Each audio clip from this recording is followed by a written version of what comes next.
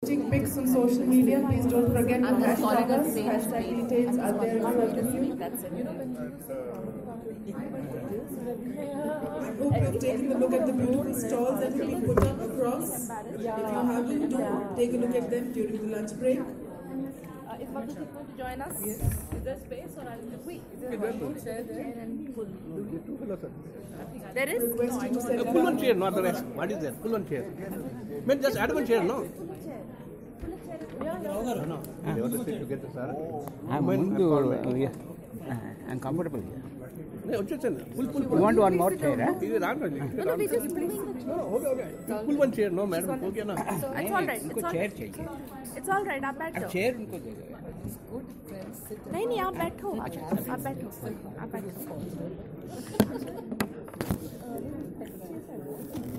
ये नंबर. उनको नंबर. ये number. Sir. Yes, I'll give my contact. What is the number? 999 99? 129 340 71. That is also my number, sir. But this is a WhatsApp number. Oh, like that, huh? Well, sir, ISTD. What is that? Lakshmi, right?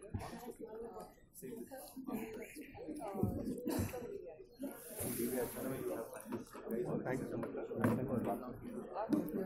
Try the number. I also have different WhatsApp. I hate my main number. It worked on. Yeah, everybody is saying, sir, that's the reason I maintain something.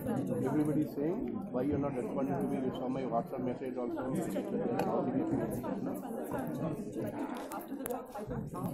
They are saying you are seeing my WhatsApp message. Why did you not respond? So I put it in separate. Just text me, sir. I'll save that number.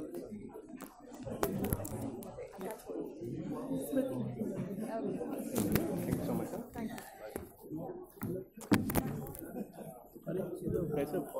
Ladies and gentlemen, the post-tea session. While we were having tea, I was speaking to Robert Robo about teaming up and partnering for the next event that I would have to host. And this is the first time I'm hosting with a Robo. And guess what? He seemed uninterested in teaming up with me. Instead, he wants to now become an L&D professional. I wonder why. And to answer that question, may I invite Robert again on the stage, please? Robert, alert. Robert, alert. I love L&D. I love L&D. I love L&D. Do you love L&D? I love L&D. I love L&D.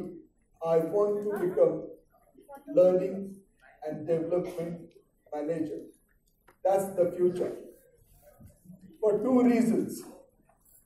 One, L&D professionals are going to play a very important role in shaping the future of workforce. And secondly, thanks to Shabnamji, or shall I say, Dr. Shabnam, thank you. She showed me a balloon backstage. On balloon, it was written, the balloon goes up, not because of the stuff outside, the stuff inside. All that's inside me is technology. I realized this technology will take me ahead, but you know what? The only thing that can stop me from becoming a good L&D manager is I am a bit tech shy. I feel nervous. Dr. Shabnam, I know technology is inside me, but can you help me remove my tech shyness? I want to become L&D professional. Can you help?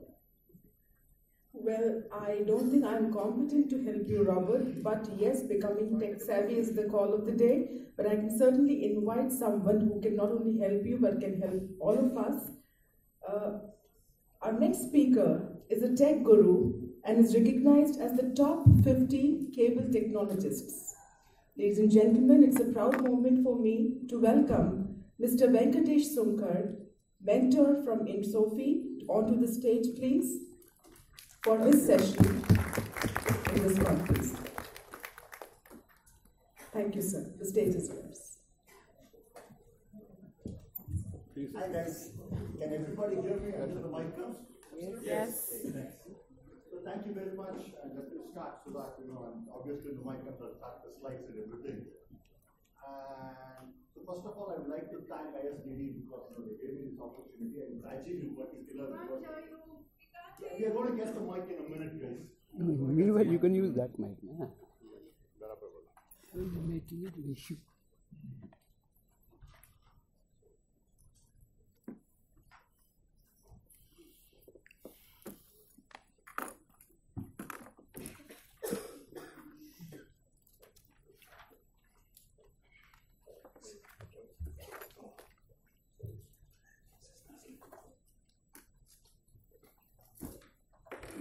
Can everybody hear me now? Yes. Perfect, thanks guys. So first of all, I was just telling you, I would like to thank ISTD for giving me this, and ISTD for giving me this opportunity, and Rajiv in particular, because I came to know about this organization, everything through Rajiv. So I really appreciate it. So what I was talking to Rajiv, and I was also thinking what I wanted to talk about it. So one of the things that he mentioned was, hey, why don't you first talk about a little bit of technology, which is going to be useful. But the second thing is, I wanted to sort of talk to him, and I said, how relate it to either from a university or somebody is going from an education perspective or from a talent development perspective. How do I actually associate that with that? So what I have done is sort of a mixture of that. I talk about something in technology and then see how do I relate it to your talent development, or if you are in a university, how do I do that? So let's see how it goes. A couple of slides, you might have seen it, and you must have talked about it. But the first thing I wanted to talk about it, which is also Vikas sort of touched upon it, but I think that's a very immediate or critical thing, is this Industrial Revolution 4.0, and I'm sure a lot of people have talked about it. But the first thing I wanted to talk about it is why Industrial 4.0, and then how actually it came about. Vikas sort of touched about it, and I just wanted to sort of give it in a different way. So so obviously 4.0 means it has to be 1, 2, and 3. So what did 1.0 do? The first thing 1.0 do was invented steam engine. So what? What did the steam engine do actually? Actually, the steam engine did, and that was very important, what the steam engine did was, it actually now, the producers and the consumers would not have to be in the same place. That is what the 1.0 did. The steam engine actually helped us to move from places to 2 different places. And that is what the invention of the steam engine did. And that's very important in terms of understanding how the steam engine did that. The second part of what obviously was the 2.0, which is what? The 2.0 actually invented 2 things. First thing is electricity. The second thing was mass production or the assembly line. What did that do? Electricity actually helped us to make it by 24/7. You could do things. What did the mass production do? You could actually make a lot of things, in a massive scale. Third thing is, which we are living now, right now, is the 3.0. What did the 3.0 do? That is why the computers, the entire cell phone revolution, all this thing happened. If you look from a history of India perspective specifically, we have not participated in 1.0 or 2.0. We were just an observer. We didn't actually participate in those things. We actually started participating from the 3.0. 3.0 helped us to generate a lot of data that was very critical in terms of, but they didn't know what to do with the data. How do I harness the data? That was the first question. The second question was, what do I do and how do I make some insights into the data? And that is what led us to the fourth part of it, which was Industry 4.0. What is Industry 4.0? Industry 4.0 is a term, but more of that, it's a culmination of many things. The first thing is, actually, once I have the data that was generated mostly by 3.0, how do I use it? What insights can I get out of it? Can I produce new data? That is sort of the IoT part of it, and I'm going to talk one slide about what IoT is, from a history perspective. So that is sort of, if you look at it, and that is the term, and I'm sure from yesterday you must have been sick and tired of hearing of the term Industry 4.0, 4.0. But I just want to talk about it to say, what does that mean from a learning and development perspective, or what does that mean, but if you are, from an education perspective. So I just wanted to take another one to say, what is Industry 4.0? Industry 4.0 is just a term, a culmination of many things. The first thing was, big data. What does that mean? Basically, big data helps you to organize data. There's a lot of data being produced. Not all data is useful. Big data is a way to organize that in a useful manner so that you can get what you want.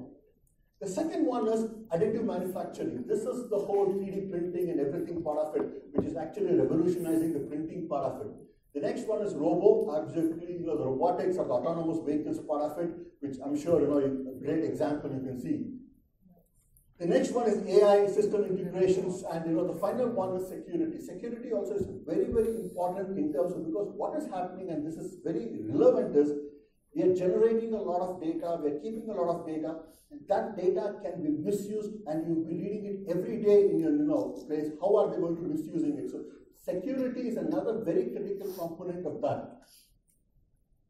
One of the other things is from a, consumer perspective, you don't care what technology is being run. One of the things that are critical about Industry 4.0 is that irrespective of what technology you're using, irrespective of what devices you're using, it has to be a seamless delivery of things. And that was very important in terms of 4.0. And finally, data, the same data is crossed across multiple, applications. You want to make sure that it's not replicated, it's stored properly. And finally, the customer experience, which is very important, irrespective of what devices you take, irrespective of what you do, it's actually evenly across all devices. So one more thing, if you think about it, from a technology perspective, and then I'll change the thing is, what is IoT? Because I'm sure a lot of people have talked about it. If you look at the computer revolution, for us, for most of it actually started in the 1990s. At least I'm lucky, most audience I talk, 1990s, people raise and say I was born in that year, but at least, I see a lot of people who were there in that year. So if you remember, right, in 1990, you had your first thing was the web browser and things like that. Remember the websites at that point? You just had a static pages. You had information, you go to some page or go to some newspaper, you had just pages where you could get some information. There was nothing beyond it. Maximum there was something called a hyperlink where you clicked and you went to another page. That was the first introduction for us in sort of a digital information, which I'm calling it the Internet of Pages. You had a page which actually you did nothing about it, you just actually went and did some, story. Then people said, hey, this internet is a beautiful thing, what am I going to do about it? The next part of that, and which is important, is people said, hey, I can do smart things about it. And that's when they said, can I do finances about it? Can I do digital marketing in that? Can I actually start talking to people? And that's when the whole people revolution started, or the social media revolution started. And I'm sure you're familiar with it. That I'm actually calling it the Internet of People. So we had Internet of Pages, next we went into Internet of People. What is Internet of People? Internet of People is basically you're actually talking to each other, people are communicating. Then they said, hey, is there a possibility for me to actually machines and humans to talk to each other? They said, yeah, we could do that. And that's what actually gave rise to Internet of Things or Internet of Services. And Internet of Things and Internet of Services actually where humans and machines talk to each other, or actually you're doing additional information you're collecting, and that's what is called Internet of Things. So all this is fine. What does that mean for me from an education perspective? So I was thinking very hard and saying, if you look at an Indian education, it has also gone through a revolution. There are 4 pieces for an Indian revolution perspective, because I wanted to actually end of the day bring it back into education. So what is the 4 pieces of Indian revolution? The first one was, I'm calling it Education 1.0, you had to group. That was the education where, actually, it started people had, most of you are familiar with it, where the students went away, there actually was a Gurukul where people started. There was a lot of personalized sort of an education there. The teacher knew all the students and sort of, it was a very personalized thing.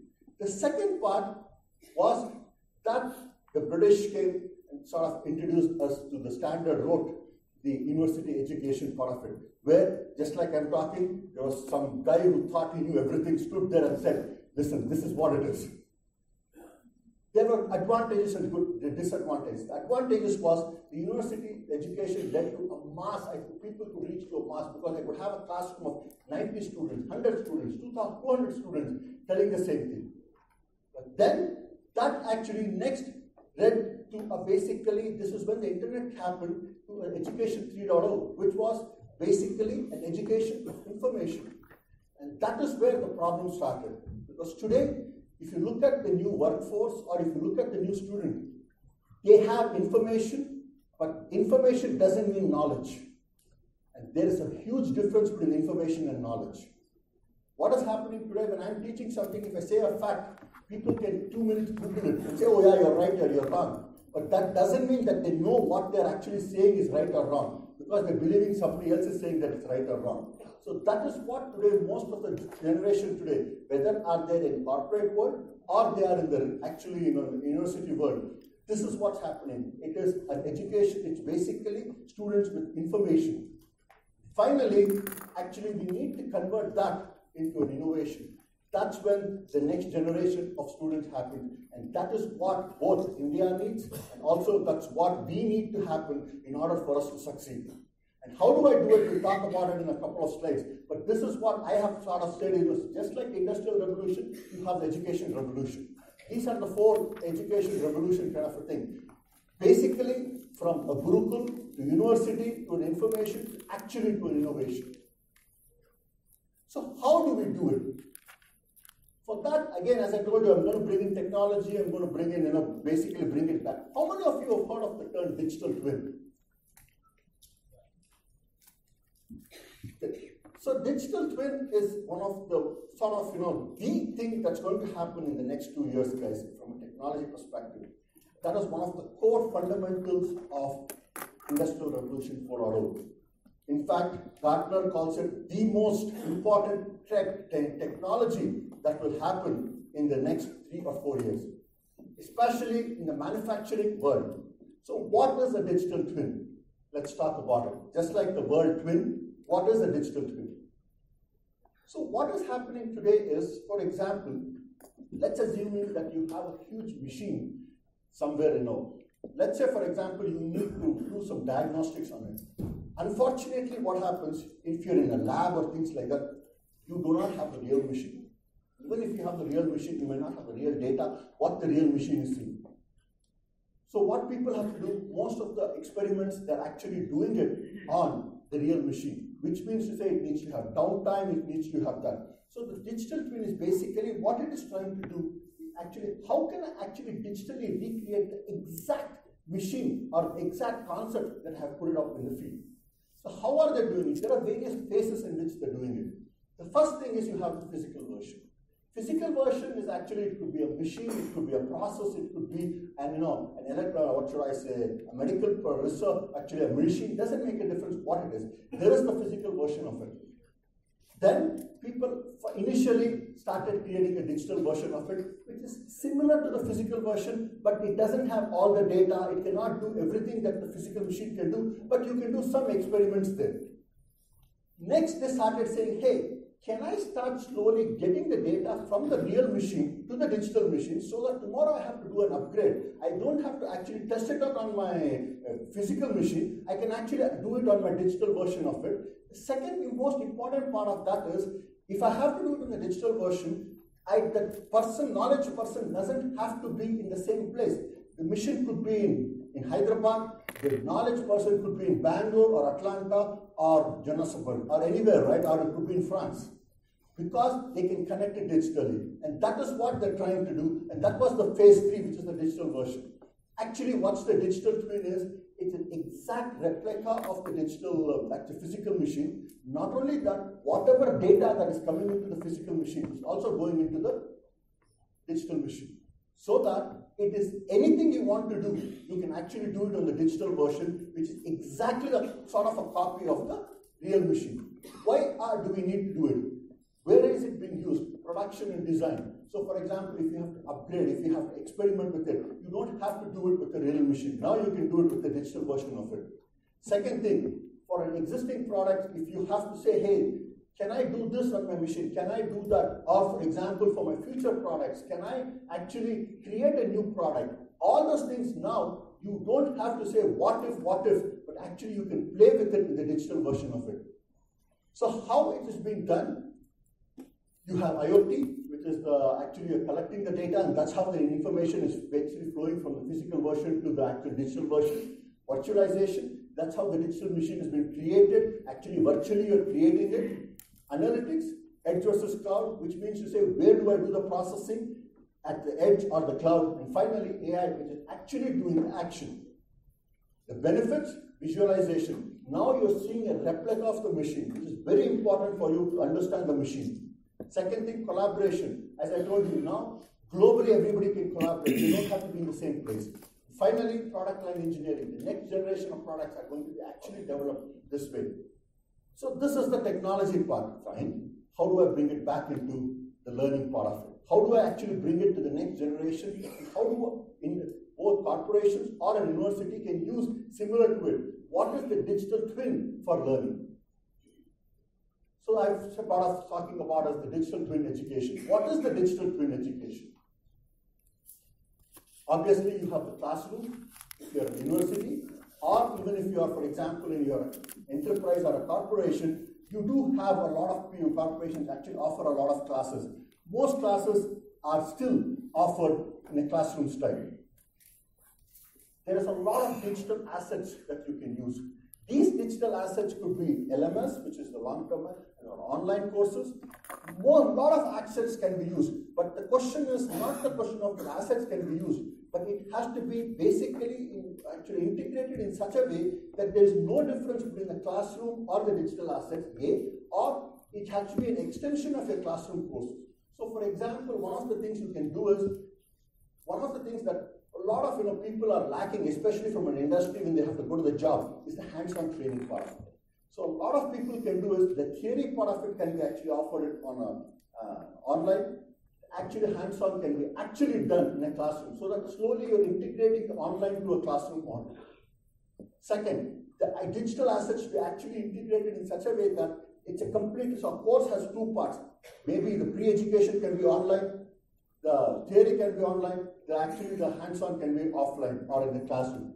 And finally, the digital twin should be so integrated that it's actually equivalent to the classroom. How are we going to, what is the advantage of it? Obviously, you do that, advantage of it is the students are now actually using the new media. How are they going to use the new media? They're actually going to make you say that, the new technologies are going to help them to actually understand. Second thing, they don't have to physically come to a place. They can be anywhere. The students can be anywhere. Second thing, collaboration. Again, they can collaborate on the new project. They can collaborate on the new ideas. What are the things that are actually doing it? First thing is, what do you need for you to achieve the skills? Most important thing that I find for most organizations that are lacking, especially when they go to interviews and everything, what they say talk to me and also talk to a lot of people, is the students are not have hands-on skills. How do I improve that? And that's very important, and that's something that is created using the digital twin. Second thing is called Genius R. I don't know how many of you heard of it. A lot of organizations today are saying to the employees, guys, listen, 20% of your time is your time. You can do whatever you want with it. And most of the time when you do that, they are actually creating projects that are so useful to the universities, are so useful to the organizations or industries that they're bringing it back. Similarly, in classrooms, what they're doing is, for a week, they're saying 1 hour is a Genius Hour. What does they do in the Genius Hour? The students can talk about anything they want. They can talk about their hobby, they can talk about any topic. Each student gets about 20 minutes to talk about it. And that's what is Genius Hour. Next thing, which I'm very particular about it, and I think a lot of organizations should do it, is two things. First thing is, when you hire people, and this is very important, make sure that you hire people with a lot of liberal arts background, with a technology thing. But I have found that liberal arts education, people who have liberal arts education, have the best people to think beyond this traditional engineering thing. If you look at most of our IAS and IPS officers, very few of them are engineers and doctors. Most of the successful IAS and IPS officers have a liberal arts background. The reason being, liberal arts is a very, very important thing in terms of understanding your thing. And the last one is different role models. What are the different role models? make sure, and there are a lot of people have talked about it in terms of, in morning sessions, you need to expose them to a lot of different role models, both from a women perspective, so that women can see that, there are a lot of role models that what they can achieve. The second thing also you need to make sure is career development. One of the things that is very important for that for an organization is, and I was lucky because I have worked in corporate in multiple countries for the last 21 years and then went into teaching. A couple of organizations I've worked, they told that at least, for a year, 2 months in a year, it was compulsory that I had to work in a department which was not my primary department, or an organization or whichever it's not my primary. So I had exposure to HR, I had exposure to finance, I had exposure to marketing. It was mandatory that I should do that. Hence, I was able to see different role models. I was able to see a tech leader, I was able to see a marketing leader, so I could really experience that to see how actually, so that I also want to know how they think so that will help my job to do better. So when I came back to engineering, obviously my background is in engineering, and when I came back to engineering and next time I was actually thinking about a product, or actually was thinking about something, I could really think, hey, how will this make somebody from a marketing team view this, and how should I make my product so that it makes their life easier? So that is something that, if you guys can do it, that would be fantastic. I'm sure a lot of organizations are already incorporating that. If you're not incorporating, I would suggest that, at least 2 organizations I was lucky actually to do this. Where at least one organization, it was 30 days, another organization, it was 60 days. Mandatory, you need to work in a different organization. So that's what the different role models is all about. What are the benefits of this? First thing is, now you are making the same employee different skill, which is very important. The moment you make them different skill, it's very critical, because then they have a whole exposure to an organization. They see the challenges of somebody else is facing. Same thing when the marketing person comes into engineering, he or she may not actually make the next engineering product, but they realize the challenges the engineering face, so that when they actually go and sell products, or when they talk to you next time, they realize, oh, these are the challenges, so I need to adjust my things. Second thing, they'll be a lot more confident when they talk to you. If they have the silos and they never do that, then each organization becomes a silo. Finally, and it's the most important, and I feel it, it's not just an organization, but you're creating a society-ready human beings, because they have been exposed to so many things. The most important thing is they're society-ready. If they're society-ready, they're also going to be contributing to your organization a lot more. So why and what? What are the tools available to make that and sort of a study? So one of the studies that recently was done in 2018, actually they talked to, and most of the data I have is India-specific. Since it was most of the Indian audience, I didn't want to take the global data. Global data is easy to get. In fact, Indian data is tough to get. But I just stuck to Indian data because that's what I thought was more relevant to this, audience. So one of the things that actually, they talked to the CXOs and CEOs of a lot of organizations, and they said, and I'm talking about data science and analytics because that's where, that is formal degree in analytics are necessary to get a job in this sector. When they say the word formal degree, what they mean is not that you have a BE or an ME or a PhD next to you. What actually they mean is, are these people ready to go into the industry? Who are you going to hire? Because one of the things that you see in India is, and it's very important, is, especially from an engineering degree perspective, thousands and thousands of engineers we're producing. How many of them are actually industry ready? How many of them are work ready? And so, if you look at it, basically, important and crucial, if you just add, it's about 60%. 60% of the CEOs said that I'm going to hire a person who has hands-on knowledge, who has really actually applied. So one of the things that's very important for every organization, both if you're a university or if you're an organization or in any industry, is to basically train them, retrain your actually folks, because technology is changing. More than the technology is changing, it is really important that you keep up with the latest trends. The next one is, and this is more, what are the tools available? So one of the tools, I've just taken it for an example, but you can do a lot more tools. And I'm sure a lot of you industries or in organizations have your own tool. But one tool which actually in our organization uses and 2 of my previous organizations use, which is, I don't know how many of you know, that Google has a separate suite for education, called G Suite for Education. What are the, and this is all the tools I'm talking about. One is called a smart blackboard. What is a smart blackboard? A smart blackboard is basically what they're trying to say is just a tool so that whenever you give a talk, for example, this talk I'm giving it to you, whenever I project it, whenever I write it, automatically it's captured and put on the cloud. So one thing happens is if I forget something to write today, I don't have to remember what that guy told, or I can see people taking pictures, right? You don't have to do that. It's available automatically on the cloud. Anybody can access to it. So advantages that you can get the knowledge immediately. Second thing is, and we did a project to it, and which is very familiar. You have these badges where you have the smart badges so that you can track the employees, wherever they are. So you know more actually scanning the badges and things like that. Similarly, from a safety perspective, you know what is happening, especially in a high, risk areas in terms, or if you're working in a chemical factory or things like that. It's very important if something happens to know exactly where your employees are. Similarly, from a school environment or a university environment, for attendance and everything, they're actually using this sort of a very smart way of getting your attendance. It's a smart badge. Next, the G Suite for Education. I've just taken 3. Anybody can go Google it, and I hope you're not Googling it right now. Please listen to me, but do it later. That is very important. That and I've just taken 3. One is called a classroom.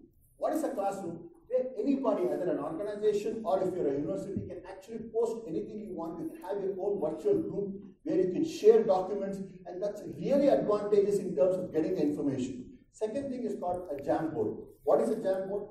Jamboard is another actually a tool where your employees can actually contribute to the ideas. They actually can use that in order to create new products. You can actually use it to create new ideas. Very, very important. The third one is, I don't know how many have gone to that. If you have not gone to that, go to this thing called Google Expeditions. What is Google Expeditions? Google Expeditions is actually, it's mostly for, right now, they've started with, especially if you want to learn about history, I know it may be a little different from what you want to learn from an organization. They have taken a virtual 360 actually way of actually posting in most of the monuments in the world, and it's a beautifully way of done. And the second thing is they also obviously, for example, if you have a project or if you want to load something in terms of your project in 360, how very easily you can actually virtually load things. Google Expeditions is the best way to do it. So I've just taken, Google has created all of them. The best news is it's free. You don't have to spend a single price, or you can get a commercial version of it, but most of it is free. In fact, all of it is free. And so this is very critical in terms of, especially if you're an L&D team, or especially if you're in the, of your organization, take a look at these freely available tools. Hugely beneficial for your organization, hugely beneficial for individuals, because this is how you actually create the digital assets in an organization. People think I have to invest a lot of money.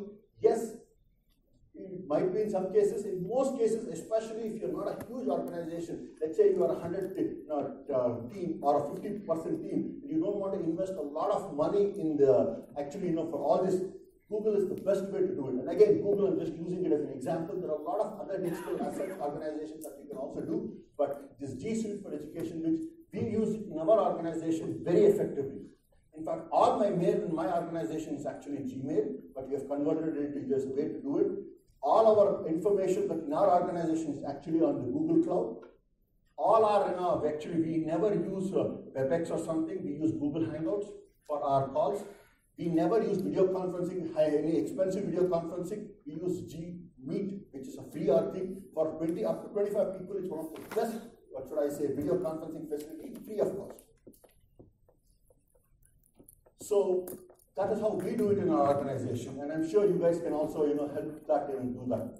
So my last slide is, so what? How do I make it? So what are the tools I need to use to make it successful? Blueprint for your digital success. First thing is, and this is very important, the leaders in your organization. And I don't mean the CXOs, but the total leaders in your organization first have to basically accept the fact that you have to go through this journey. And that is very important, that you have to accept that you have to go through this journey. And for that, a lot of them require training. So a lot of organizations that do the training, you need to definitely start at that level to say, yes, we need to do this journey. Because until and unless they push themselves, it will never happen at the bottom level. Second thing, basically, you need to, then once you do that, first thing is, now you need to see, how do I blend my online and offline resources together? And that's very critical that you slowly start integrating both of them. Second, most people say, oh, I don't know where to start, or should I start big? Never start big, according to me. Or should I hire people? Most of organizations have talent in ground. Start with a small project. See how it works. The moment you know the success, because then success is easy in a small project. That's why I do it, because we do a lot of consulting in my job too. Whenever I advise organizations and large companies, I start out with a small pilot project. Make sure it works. So once it works, it's much easier to scale it above. Don't start big, because chances are you'll fail. Second thing, integrated, one more thing, traditional and non-traditional courses. What I meant to say was, basically you have a classroom courses, there's a lot of material available and also a lot of tools available. See how you can integrate it. And finally, for it to be successful, you have to take it a company-wide. You cannot do a pilot project. Most organizations go through this journey, do a pilot project here, do a pilot project here, and stop. They never take it to the next thing. That is what you need to do for it to be successful. Finally, if you do all this, I've come up with an acronym. I don't know how relevant it is, but I just wanted to do it. I'm calling it a guru. Your organization becomes a game changer for unique and relevant information or learning. I've just made it up. You don't Google it, you don't find this. I just made it up. I hope it's good. Thanks, guys. We can just take 2 questions, and please let them sound like questions. Remember the 45-second rule. Yeah, one from here.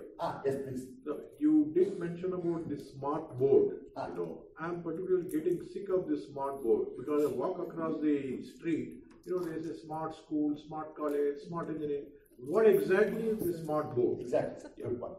So the question was, and I hope everybody could hear it, what is a smart board? So as I mentioned, sir, so there are, just like anything, anytime, there's a lot of things that define a smart board. So what is a smart board?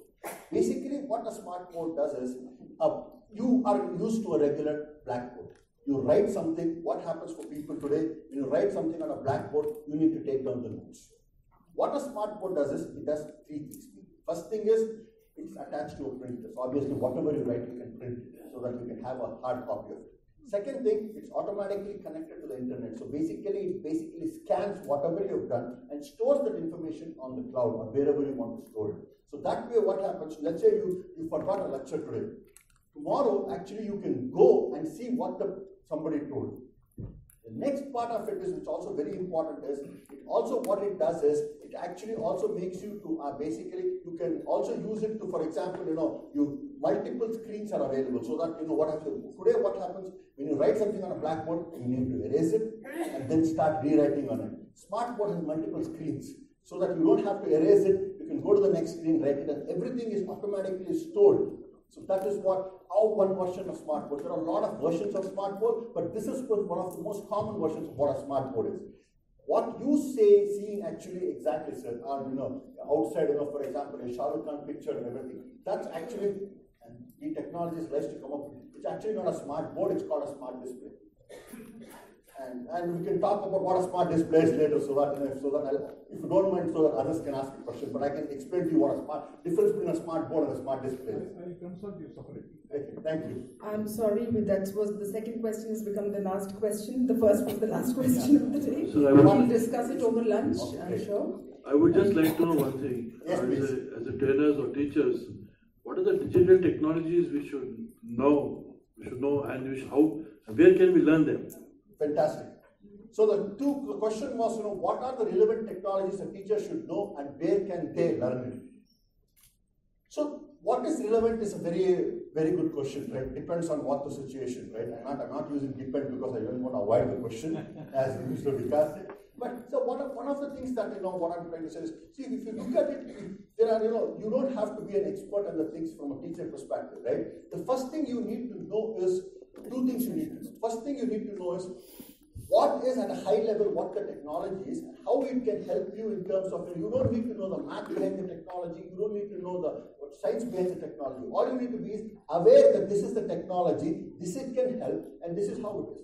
The best way for you to do it, there are three sources here. First thing is, there's a lot of training institutes which I would highly recommend because it's on a personalized basis that you can get the training.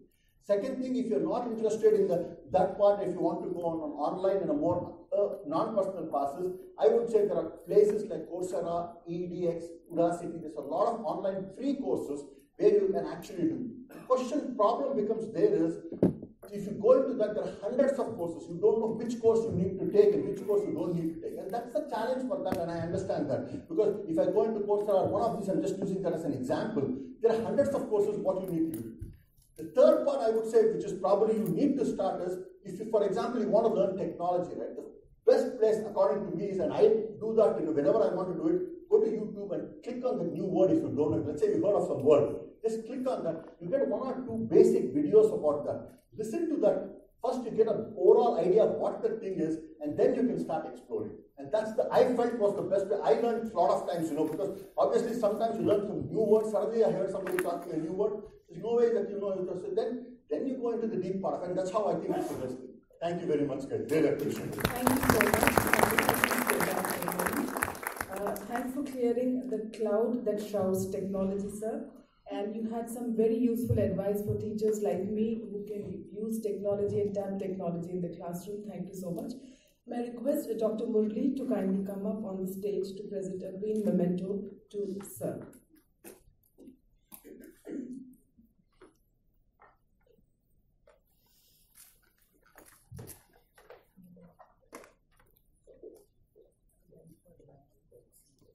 Thank you.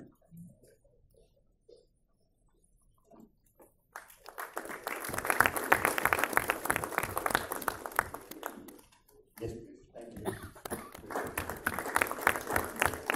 Thank you.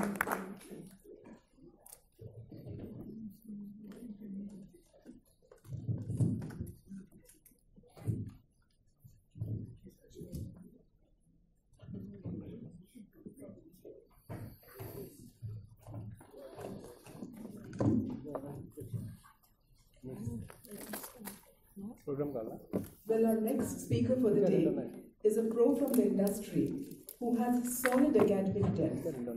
Ladies and gentlemen, it gives me immense pleasure to invite Dr. Joseph George, founder, Workplace Catalyst, onto the stage, please.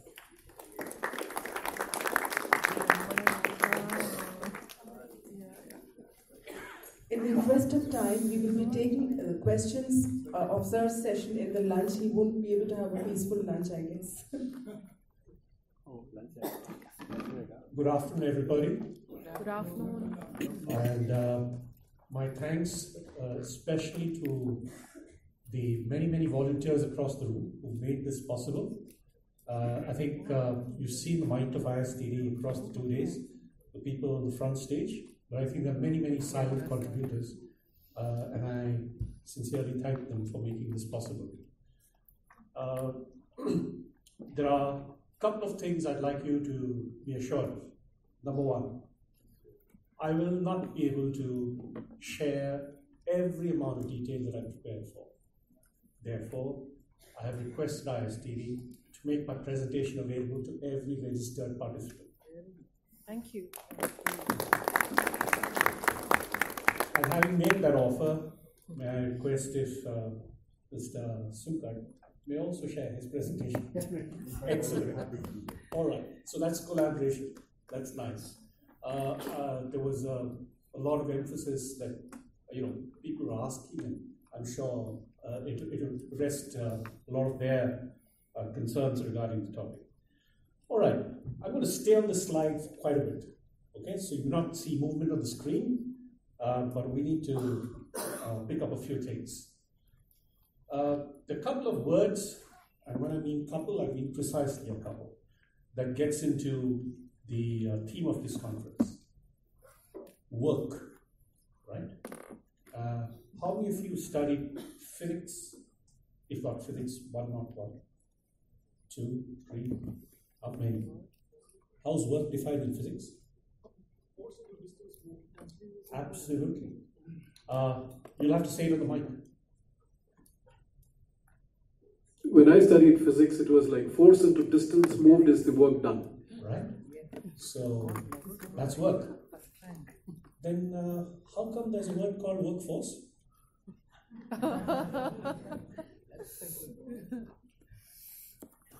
Think about it. Civilization has been using terms, not knowing what they really mean. What's the unit of work? Joule. What if it were ergs? Yeah, we can convert it to ergs too. All right, you can convert it, right? So there's a symbol for work. It could be joules, it could be erg. But there's a way in which you methodically translate it. All right. So what's work got to do with the future? What is future?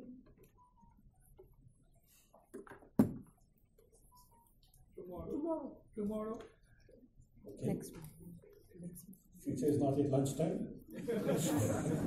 Tomorrow. That gives me a sense of assurance.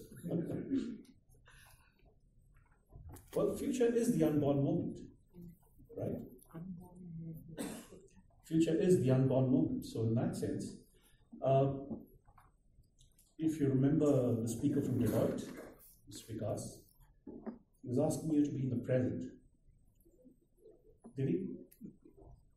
Did he ask you to be in the present? Yes. He spoke about the potential of the present, but being in the present is another dimension altogether. What I'm trying to do is to help you with terms and language that actually may be of great relevance in what we might call the unborn moment. Okay? So, there's much that I could reveal in terms of language, because the future also includes a lot of natural language processing. But if you use the short term NLP, it might mean different things to people sitting in this room. Correct? How many of you are NLP certified? One. Yeah, proud of you. But that's not natural language processing, right? Well, you know the difference. So you see, terms and terminology, I think you need to go back to fundamentals every once in a while. And I think when there is a conference gathering, if perhaps the ISTD were to do another work, a conference of this kind, one of the best themes in a pre-conference is going back to the basics. Going back to the basics is excellent clearinghouse, so that you know how your community of practice moves, rather than to immerse into the most action-oriented stuff that might be there. I hope I'm not sounding contrarian already. Okay? There are, as I mentioned, several things that one can speak to, but here's what I'd like to say. I was invited to say that I should not speak on technology. Bring a perspective to the future that doesn't come from technology. Okay? Then I said, what do you mean? All right. So they said, why don't you speak to the sociological dimensions? Now I wonder where they picked that impression of me. But the more and more I tried to look at that and do justice to the ask, I realized I'm getting socio-psychological in that. So as of today, this presentation in my limited sphere is work in progress.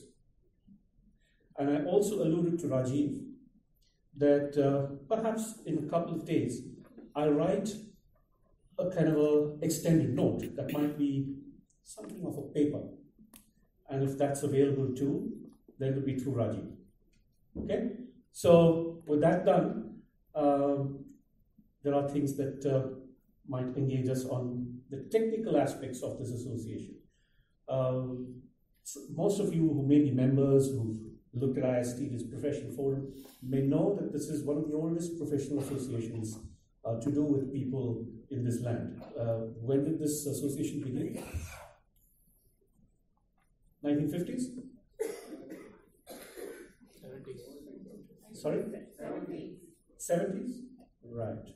Okay, so it's one of those institutions. It's got a heritage, it's got a thing. But Look at that, the terms ISTD, society, great. Something to do with the Companies Act and all of that, registration, all that.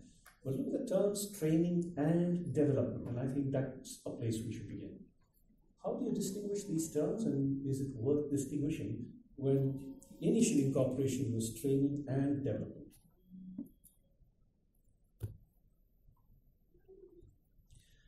How do you distinguish these two terms? Is it worth distinguishing at all? Training and development. Yes, please. Training focuses on skill. Okay. Development is futuristic, is holistic in nature. So those of you who know NLP, what will be the basic violation of language that you can use to raise a child? Does not involve skill? Right? Okay. I'll cut to the chase. I was a student, as many students here helping us out, when I began to learn all of this. And in 1990, when I first read David Nadler, he had a distinction, which might be some kind of working purpose in terms of the answer. Training is for the current job. It could be skills, knowledge, attitude. It's for the current job. Development is preparation for a future role or job. Okay, that is how it works. And for ISTD to have conceived this 1970, oh, that's pretty good. Okay, that they needed training and development. But look at the audience that they had. And that's this sociological frame. It was more the workmen to begin with. Today, whom do we serve? What's our addressable population? Would they be the same? I think I've got people in a spin already. But these are questions worth asking. It's a point in time when professionals converge and look at what's the cumulative practice and what are we engaged in. All right. So as I mentioned, I'll be staying on the slide just a little further. Yesterday, the lady who enthralled us in strengths.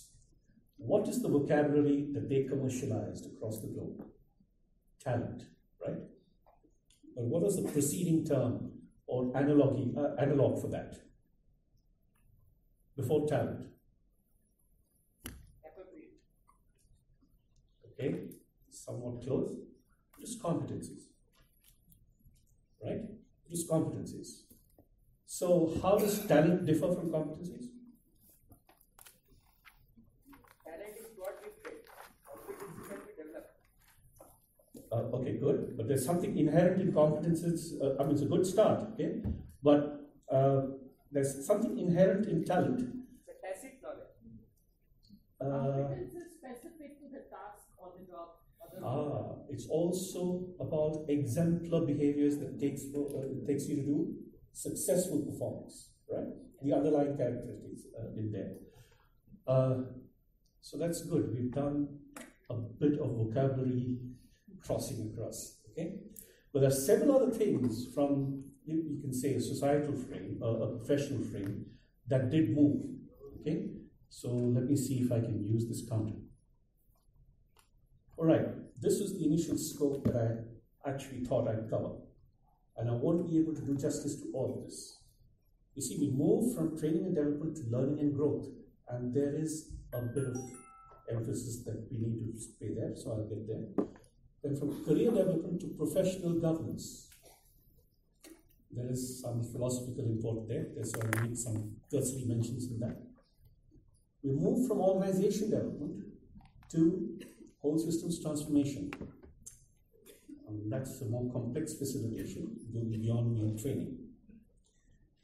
And therefore, I thought I'll speak a bit about ecology of organizations, some kind of influences, implications, and what we can do from here. That was the original import. Okay. If you see the first three bullets, they come from a paper written by the former ATD, which was ASTD, Patricia McLagan, who headed the organization then. She said development has to encompass, and this is 1990, I think at the same time that David Nadler brought out, I forget the name of his book, but she said development has to encompass 3 areas in the minimum in that decade, which was training and development, so training related development, career development, and organization development, where development was the core of all of these. All right, and some of the premises then hold good even today. Very brave thinking then. One of the central premises was that the shelf life of useful information is going to shrink. Okay? Well, it's not just information. The shelf life of skills is shrinking today. Okay? So the first three come from there. So we'll get into some detail in a bit, but I'd like to take a little pulse here, which I think would be very useful for us. Look at these 5 terms here, and this is part of my work in progress. Immerse, and I'll read them out for you. To plunge into something that surrounds or covers. You've heard of immersive learning? That should happen if the word is immerse. 2, to engage, to hold the attention of. Some of you who don the 2 hats of employee engagement and learning and development will be wondering, oh, is it only to hold the attention of? 3, to involve, to absorbingly occupy, or to induce a sense of obligation to take part, involve. 3, to titillate, to act as a stimulant to pleasurable excitement. And the last one, to enslave, to cause someone to lose their freedom or choice of action. Right? Like, for example, you're a slave to your phone. When you look at these 5 terms, I'm sure you cancel the last one out on this request. If you were to be the learner, which do you think for you is the ideal word that should describe the learning experience? Immerse? 4th one, titillate. Okay. Well, you know, many ideas are a product of our times. And today, we're willing to pay for entertainment, but information should be for free. Do you realize this? You're willing to consume to be entertained, and titillation is one of the 7 sins that IT world works on. Okay? So there's a difference there. So what is the ideal experience then? Okay, keep that thought in your head. Second question around these 5 terms. What is it that you actually experience? What is it that you actually experience? Enslave? Okay. Honesty index going up. Okay, and I got the response from people who organized this conference. All right. Okay, I think enough of provocation, really, and I'd like to share some more as we go along. You might want to look at, so what could be the things that really explains our kind of awareness to the questions that I just posed you?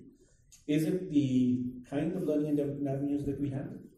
Is it the specific work climate created around my idea? Is it to do with the structure and the way organization is designed? Or is it to do with the sector in which I am? Like if I were in pharma, it'll be something. It would be something if I were in the minerals and metals kind of company, right? It would be something else if I'm in consumer kind of thing. And lastly, the larger social environment in which multiple sectors of society interact to meet human needs and wants. Right? As Mr. Sunkar was saying, the worker for society, that kind of society-ready worker. Think about this. I don't think I have the answers yet, but the point I'd like to mention is that there's a huge influence of the environment on the learner, and we try to discount the role of the environment even in matters of culture. You would note that irrespective of what leaders do to mediate the culture through values that they stand for, the role of the environment is stronger. Think about it. The role of the environment is stronger in shaping your firm's culture. More on that you can pick up later, but this is from longitudinal research done from the University of Southern California. My guru, Chris Worley, actually to be credited with that wisdom. Okay? All right, now here's something that I don't know will work or not, but I'll go back and forth on screen on this. All right, so my link doesn't show up here, but here's the thing. When you get the presentation, there will be YouTube link on the slide, all right? And I'll talk to you what this is, and you'll know what to anticipate. It's a short 2-minute advertorial from a brand in the US known as Nationwide. Have you heard of this brand? Nationwide, some of you have heard. It's an insurance sector company, all right? And for most of their asset, that means where they grew up, there was a tagline that helped them, and it said, "The future comes at you fast." Give, like Mr. Sumkat suggested, a little search on your YouTube engine and see the number of ads that are up there in historical advantage. You see, the link that I've sent you is about somebody of Indian descent trying to propose to a lady, and he's trying to make those propositions every time, and the girl is saying, "Okay, bolona, bolona, bolona," and the last bolona, she's already married, sitting at the same table with her family, and he's getting out engagement ring. Okay, and then they say, "Insure, future comes very fast." All right, you got a sense of the episode? Yeah. All right. You see, much of what we remember is stored in these what we call stories or episodic memory. Right? Episodic memory is nearly autobiographical. Right? The main thing about episodic memory is very strongly tagged to our values. And values is a personal space. They keep shifting because of the inherent value paradoxes. We have a value hierarchy within us. Okay, now this could be a topic for a masterclass in itself. But I'd like you to note that there are two kinds of memory. One is episodic. From several episodes like this, you build what is known as semantic memory. Semantic is to do with meaning, symbol, things like that, right? So, for example, one of the more efficient ways to communicate what you expect of employees is not through values that you propose, but principles. You'll note that Amazon doesn't work on values, they work on principles, by the way. And that's why scaling is so important. You know what's the inherent benefit there? The access, A-C-C-E-S-S, to semantic memory is faster and easier. When it comes to access to episodic memory, you can't generalize it as fast. From semantic memory, you can have many things to do with knowledge, which is generalizable, and so on and so forth. So that's the least bit that I'll put out here. But there's a major thing that comes up further in my kind of propositions that I'll make, and I'll bring it up a little later. Just a little going back to the agenda per se. During the times when T&D was there, it's the department that decides who gets to training, right? I remember that in a set of life history accounts, one of the proponents who was speaking with me said that he met an audience who were very, very protesting about why they were in the room. Said, okay, I don't know, I'm the trainer, but let me just find out from the training and development department. And sure enough, they retrace. The T&D department had these T&D needs analyzed, and they were there because the system said, all of you need communication skills or whatever it was, and therefore you're in the room. That means the learner is not involved. So the opposite of this is what now is possible thanks to interventions in technology where we can actually tap into. So what do you need to learn today, right? So this shift is happening. Second shift, career development. Again, it is about the individual mapping what they would call a metaphoric journey. Okay.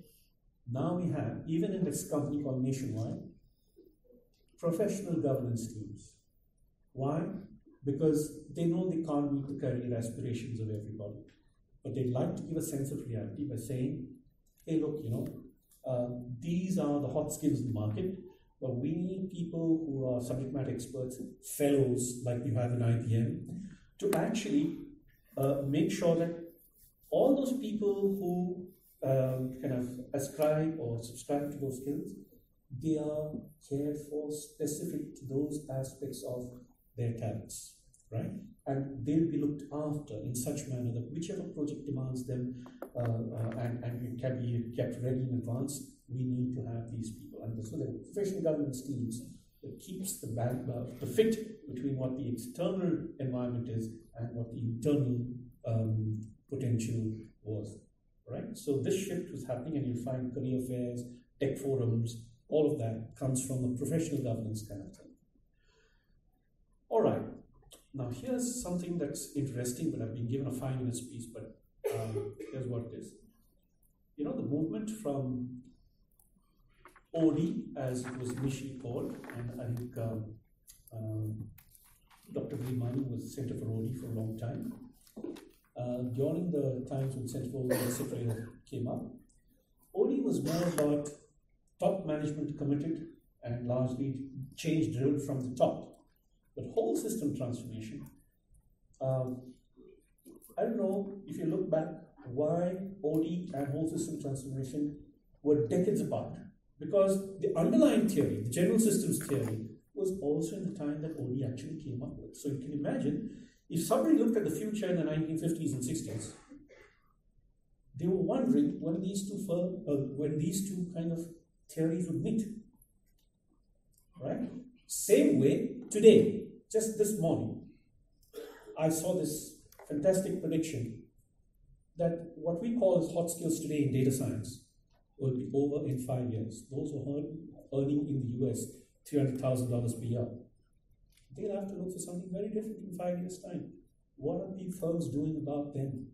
Is the kind of position paper put today. All right? So there's much more that I could have really covered, but I actually polled some of my students, so you might want to take a look at this. Okay? These are headers that you can read through. And they were polled on a simple question: where do you experience tensions today in the workplace that affects development of the individual and the organization? And many aspects of the environment comes in very strongly, very strongly. Okay. Next, there's another video link here. It's about a young girl who is from Sweden, and she's calling into question all the existing institutions of the world today. All right, so take a look at that too. And I was surprised when somebody who's known me for over 40 years said, "Wow, must be good, not just because a child says it. If you listen to her, you'll be stunned. She knows the institutional scope. She's asking, why can't politicians stop the scientists?" The crisis of sustainability stems from there. And she says, we are not to be included in that conversation. They are not going to involve us anyway. Okay? All right. Several things to do with anxiety come from the word future. But the biggest thing that really prevents us today, thanks to all of the things that humans have introduced, is our inability to recognize the connection between our actions and the problems that ensue from our actions. This is what Daniel Goleman also says is the reason why we can't move to ecological intelligence either. It's a huge, huge challenge. There's much more I could have shared in terms of instances, both from my own experience and other cases, where this link leads to a system blindness. You've seen the boiling frog syndrome? Yes. Yeah, you've heard about it? Something like that is happening to society as a whole. Okay, so our problems are far more grave, but you need to overcome them, because there's good news. There's something on philosophy that I could bring in here, and it's useful to bring philosophy to business. The name of the philosopher that I ascribe most to is Peter Kostenbaum. Right? He's too short to be of German descent, but he's a tall thinker. He advises corporations from the US to Korea, elsewhere. But he says the lack of measurables or the perceived lack of measurables in our internal worlds. Okay, the eye is simply a symbol of the body. It is because of that most of our semantic memory is hosted on machines outside us. And all of our responsibility for actions we've lost touch of. Okay, so that's the philosophical point here. It's worth delaying just a minute or two for this purpose. That our free will is with us. But what does it really include is an existential challenge across most of society today. Right?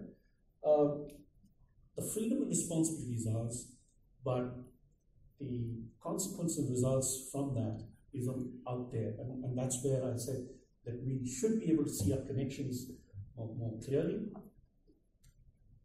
Several other start point inferences that I could have touched on. The good news is here, and this is coming more from case western studies by people who first studied competencies. You've heard of people like, what's this gentleman's name? Starts with B. Huh? Yes, Boyatzis. All right? Boyatzis has led a team of researchers across the last 10, 15 years to show us that if you lead with compassion, there's a particular network in the brain that gets activated and it actually results in what is known as psychophysiological conditions of health. Your blood pressure is regulated, you're more calm, you develop more compassionate connect and feelings with the other person. The mirror neurons in them also get triggered accordingly, and then the climate triggered by that kind of leadership team is far better. There is an anti-correlated network in the brain, and that's known as the task positive network. This triggers what is just the opposite kind of physiological feeling, which is it triggers a sympathetic nervous system. You get defensive, preventive, and these kind of tendencies. All right. So there is evidence around the corner that we must tap into our inner so that we can be compassionate on the outer. With that, I'm taking you to close. I hope you will take time to read the presentation and navigate your future on your own.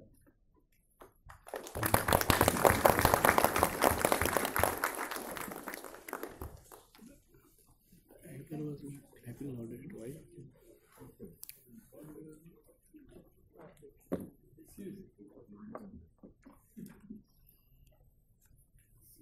Very good English.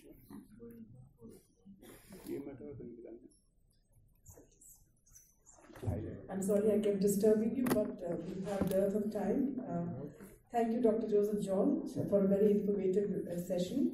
May I request Dr. Natraj Ray, and National Vice President, to kindly present a token of respect and recognition to Dr. Joseph George. Sir. He's in the meeting. Dr. Murli has taken the onus on himself. Thank you, sir.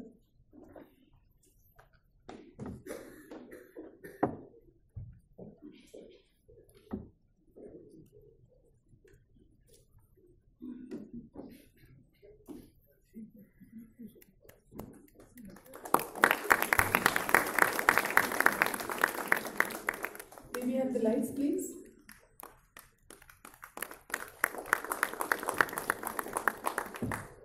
Thank you so much.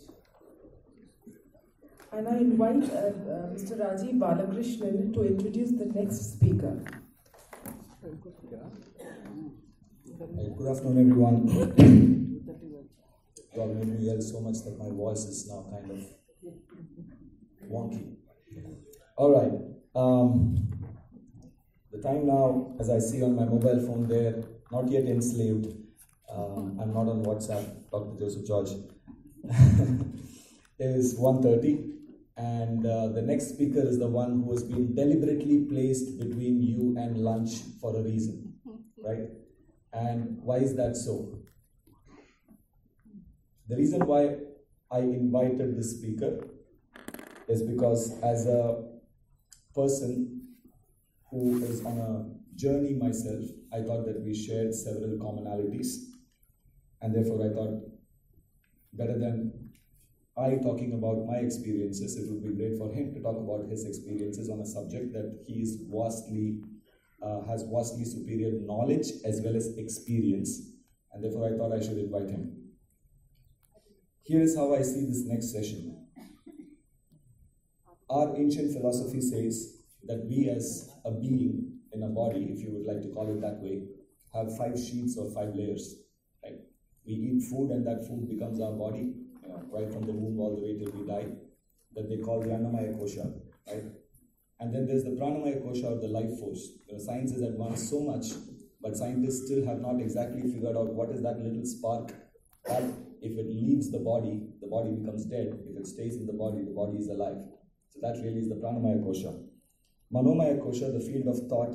Every day I hear, 20,000 thoughts arise in your head. You act on a very few number. We're thankful that we only act on a very few number. That's the Manomaya Kosha. The Vijnanamaya Kosha, you call it the intellect, you call it the psyche, you call it the perception. And then lastly, they say Anandamaya Kosha. We typically tend to think of Ananda as something which is bliss, but bliss is a certain high, which means that there will be a certain low. But bliss could really be a state where you're not even having unhappiness or happiness. It's a certain level of equanimity that you're talking about. And we believe in this land that all of us make this journey towards finding that Ananda or Anandamaya Kosha. But we have to make that journey starting from this body all the way deeper, inward, inward, inward. It's an outward-in journey. And therefore, how well are we prepared with the outward part of our being to be able to make that journey to the inward parts? There's also another reason why I invited this speaker. We're talking about work. We've been talking about work for the last couple of days. And this sector employs the largest number of workers in this country. We talk about banking, we talk about NPAs. This sector probably has the highest distress and the highest number of NPAs in this country as well. There are massive changes that are happening in this industry that nobody is talking about, or in this sector that nobody is talking about, right down at the science or the genetic level. Things such as genetically modified, and we'll talk about that a little bit, that we are unaware of, and therefore we are in direct line of changes happening over which we have no control. And therefore, to talk about all this and to deliberately put him between you and lunch, so that when you go down to lunch now, you take a look at what you have on your plate, and hopefully you will reflect on what you have on your plate and think about ways in which you want to take control of what you put inside this thing called the human body. Right? May I now invite Sri Vinay Kumarji. He's a permaculturist. He worked with an IT company for 10 years, gave up that, and then became a farmer. He's given the most barren piece of rocky land that you could find in the Art of Living International Center in Bangalore. And I've had the pleasure and the honor of witnessing that barren piece of slopy land of which water would roll off completely, being turned into a lovely garden farm. What did he do? He just let nature be nature. That was all that he did. And he's going to talk about the future of agriculture as work. Vinay Kumarji, thank you so much for being here.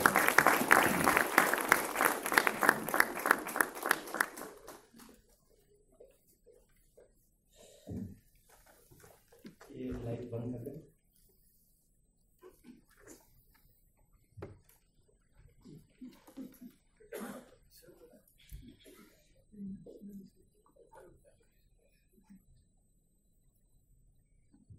गुरवे सर्वलोकानां विशदे भवरोगिणां निधये सर्वविद्यानां दक्षिणामूर्तये नमः. ॐ नमः प्रणवार्थाय शुद्धज्ञानेकमूर्तये निर्मलाय प्रशान्ताय दक्षिणामूर्तये नमः. ॐ श्री सद्गुरवे नमः.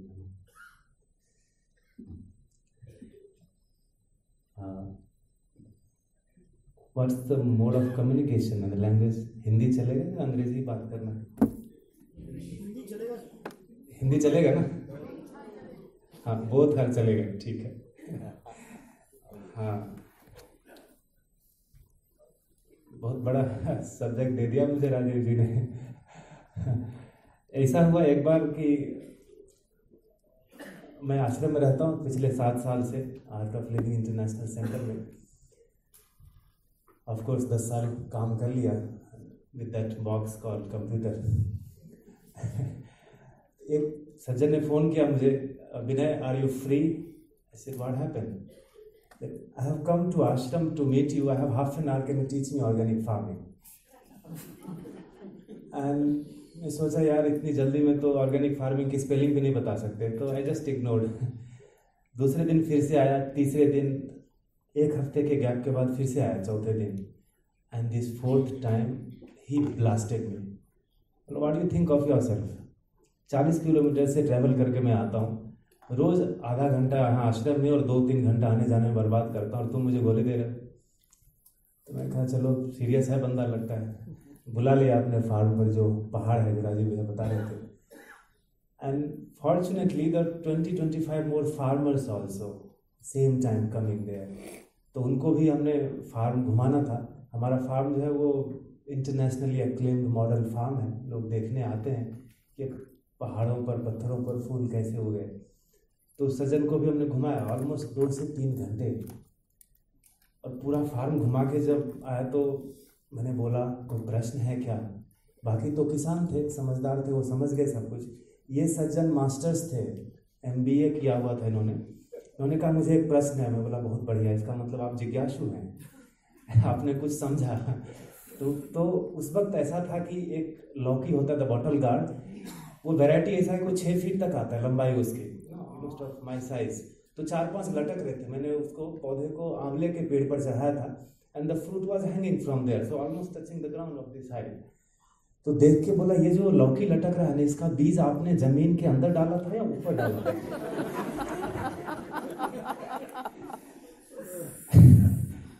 ये real life joke है तो जोक है, लेकिन ऐसा हुआ। अब मैं बोला अगर ये इतना गधा है तो इसका बाल बच्चा कैसा होगा? जब बाप को नहीं पता कि बीज को जमीन में डालते हैं तो फल ऊपर आता है, तो बच्चा उसका पप्पू ही होगा फिर तो। और उसी बच्चे से वो एक्सपेक्ट करेगा कि ये IIM अहमदाबाद का टॉपर बने और मनी मेकिंग मशीन बन जाए, ये चले तो पैसे गिरे पीछे से, और मरते वक्त ओल्ड एज होम में एडमिट हो जाए। और ऐसे बहुत सारे इंस्टेंसेस हुए ये 7 साल में, इसे जले कटे अनुभव हुए। मैं खेत में रहता हूँ तो ऐसा नहीं रहता व्हाइट एंड व्हाइट, वर्कर रहे नहीं रहे काम करता रहता हूँ, because what I think that if you have a cow you should know how to milk it. नहीं, आप सहमत है मेरी बात से? Raise your hand if it is boring, है ना, और इलॉजिकल, है ना। एक बार ऐसे कुदाल चला रहा था, कुछ वर्कर्स भाग गए थे। ऐसे भी काम करने के लिए, खेत में काम करने के लिए कहाँ मिलते हैं लोग? टॉयलेट क्लीन करने के लिए मिल जाएंगे, बिल्डिंग्स बनाने के लिए लाइन लगी है। खेत में काम करना हो तो it's the most discarded job on this planet. आप गूगल करिएगा तो बहुत सारे सत्य सामने आएंगे आपको। तो ऐसे काम कर रहा था, कुछ गुड़ गोबर मिट्टी कर रहा था। सडनली ग्रुप आ गया आश्रम टूर का, तो उनको हमारा मिट्टी का हट है वहाँ पर, तो वहाँ बिठाया। तो बोले हाँ किसको आना है, कौन बात करेगा हमसे, जल्दी बुलाओ, मुझे बोल रहे हैं। तो मैं ही चला गया, कुर्सी पर बैठ गया। आई वॉज इन लाइक वो ट्राउजर में वो गंदा सा, बैठ गया कुर्सी पर। तो उनको पूछा, जैसे आपको पूछा कि किस भाषा में बात करें। तो भारत में एक बड़ी अजीब सी समस्या है, लोगों को अंग्रेजी आती नहीं और हिंदी में बोलते नहीं।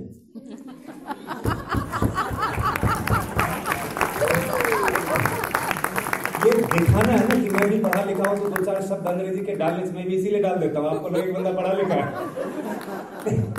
अंग्रेजी माने ही देव भाषा होता है। जिसको अंग्रेजी नहीं आती वो तो गधा है, इलिटरेट और लिटरेट से ऊपर है वो, है ना। तो बोला तो बोलता है नहीं you talk in Hindi no problem. मैं बोला अच्छा। तो फिर से पूछा किस भाषा में बात करें। नहीं आप अंग्रेजी में बात कर सकते हैं। बोला भाई कंफ्यूज मत करो। So I just talk whatever rubbish I had to. और बाद में जब बाहर निकला, मुझे जल्दी जाना था, कहीं कुछ काम हो रहा था, तो एक couple, newly married couple, wife का कंधा पकड़ के जूते पहन रहा है और बोलता है, साला यहाँ वर्कर भी अंग्रेजी बोलता है। अरे अंग्रेजी उसको पता नहीं, बेवकूफ को। दुनिया में 10 कंट्री बोलते हैं अंग्रेजी, कोई 11वां कंट्री नहीं बोलता है ना। ये उतना भी नहीं है, ये 26 लेटर में उतना कुछ नहीं है कि जिंदगी खपा दो इसमें और अंग्रेजी करके मर जाओ। भिंडी का पौधा पकड़ लेंगे और बोलेंगे, can you take a photo, this tulsi is so good, madam tulsi नहीं, भिंडी है, दिन में 3 बार खाते हो, पौधे नहीं पहचानते नहीं। और एक ऐसे जेब से मोबाइल निकाल के ऐसे कर दो तो 90% बच्चे बोल रहे हैं कि आईफोन है कि माइक्रोमैक्स है कि ओप्पो है कि क्या है, लेकिन पौधे देख के बच्चे की माँ बोल रही है कि एक तुलसी का फोटो लेंगे। ये मुझे तब तो हंसी, लेकिन बाद में लगा कि हम किस तरफ जा रहे हैं। जैसे ही कैश का फ्लो बढ़ा घर में, तो ये अपना कल्चर छूटने क्यों लगा? हमारी भाषा छूट गई घर में, हमारे वेश बदल गए, हमारा भोजन फैशन हो गया। भजन और भक्ति को ऐसे भी श्रावण आएगा तो शंकर आते हैं, कौन सा सालों भर भगवान रहते हैं, सारा काम करके देखेंगे, मंगलवार को रविवार को हाय हनु कर लेंगे। बट एटलीस्ट दिस भाषा, वेश एंड भोजन, चाणक्य बोल के गए कि किसी संस्कृति को सॉलिड होने के लिए 5 पिलर होते हैं, भाषा, वेश, भोजन, भजन और भक्ति। भोजन को सेंटर में रखा, the central pillar, the most strongest pillar of culture इस भोजन। और हमारी संस्कृति में बोला गया अन्न नाम नारायण, बोला नहीं बोला? The grain is the first visible God, but when you have something edible in the plate, do you really think that the God has come in the plate? Suddenly mobiles come in the hand. और वो देखते देखते क्या खा गए, नमक ज्यादा था, मिर्ची ज्यादा थी, मीठा खाया, खट्टा खाया, कुछ पता नहीं, यहाँ पर लगे पड़े।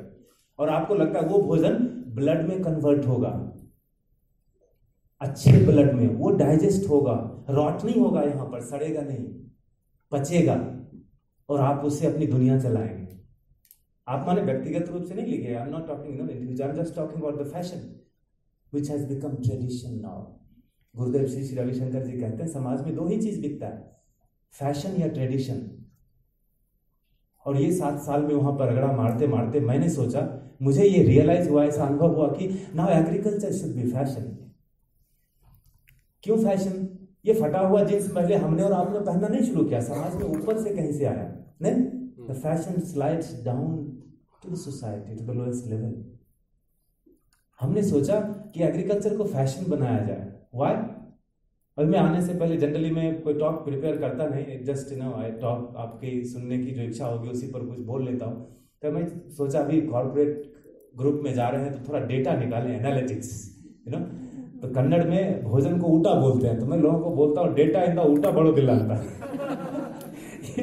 डेटा और reality, there is always a big difference, I was talking to a group of scientists in Bangalore only, वो नेशनल सेरिकल्चर इंस्टीट्यूट, तो सारे PhD एग्रीकल्चर बैठे हैं, 20-25 लोग, इतना ही बड़ा स्क्रीन था। और मैं गया तो बोलते हैं, would you like to show some presentation to us? बोला भाई कहाँ फुर्सत मिलता है प्रेजेंटेशन बनाने का, यहाँ टांग देंगे और उसी को दोबारा पढ़ेंगे, मेरे से नहीं होता। आपको भेज दूंगा, मैं कुछ बताने आया हूँ जो हम प्रैक्टिस कर रहे हैं। I am not agriculturist bye education. तो ऐसे ऊपर नीचे देखने लगे, ये मैं PhD करके बैठा एग्रीकल्चर में, ये बताएगा मुझे।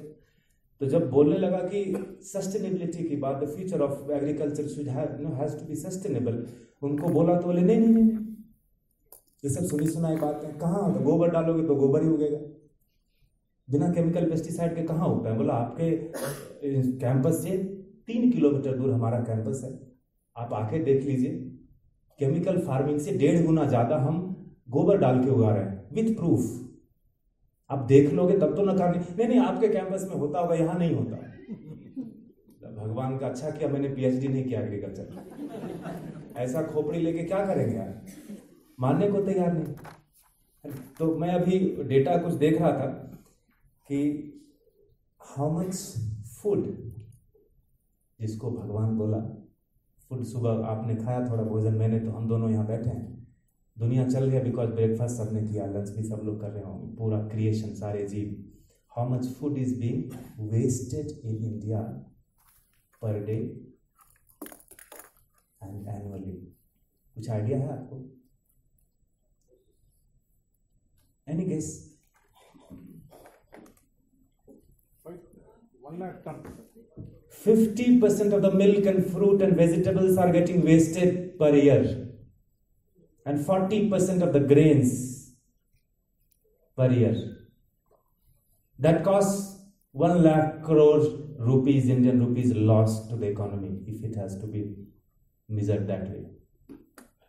मेरे तो रोए खड़े हो जाते हैं. Wasted 50% of the milk, vegetable and fruit. Look at your fridge.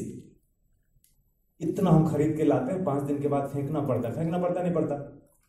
Some amount, some quantity. बोले ना, that is all contributes to this 50%. ये खाली किसानों का दोष नहीं है, या ट्रांसपोर्ट सिस्टम का, या कोल्ड स्टोरेज, गवर्नमेंट का, सबका. Consumers are the very biggest dimension on this creation, isn't it? ये इकोनॉमी को ही बोलते हैं कंज्यूमर बेस्ड इकोनॉमी.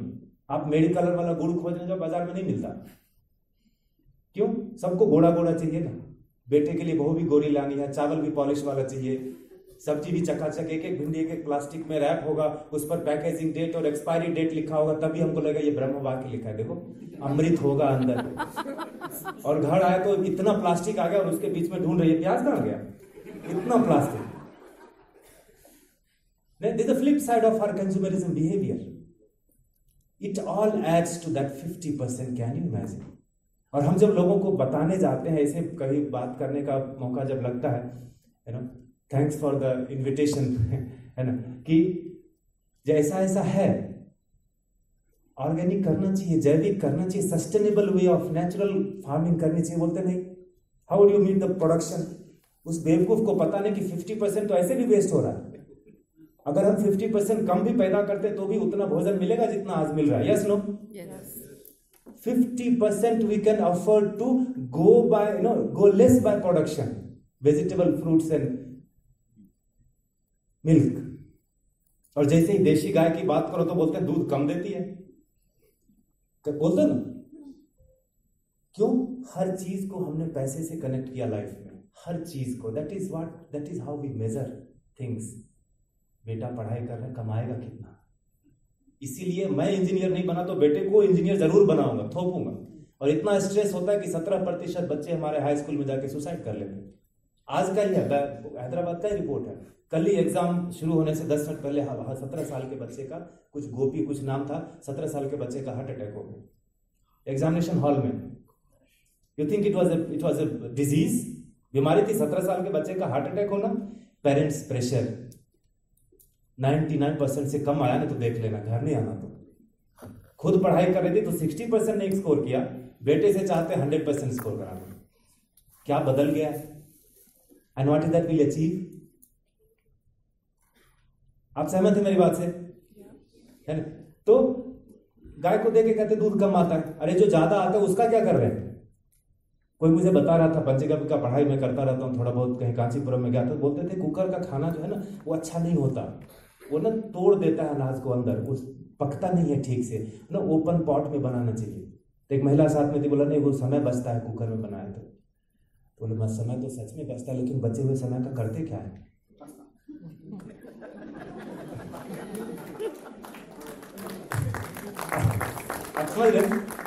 समय बचता है, समय बचता है, बात सही, लेकिन यूज करो तब ना.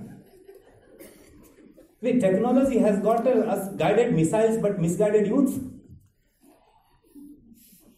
क्या करेंगे? चलाएगा कौन मिसाइल को? ये कुरकुरे खाने वाला बंच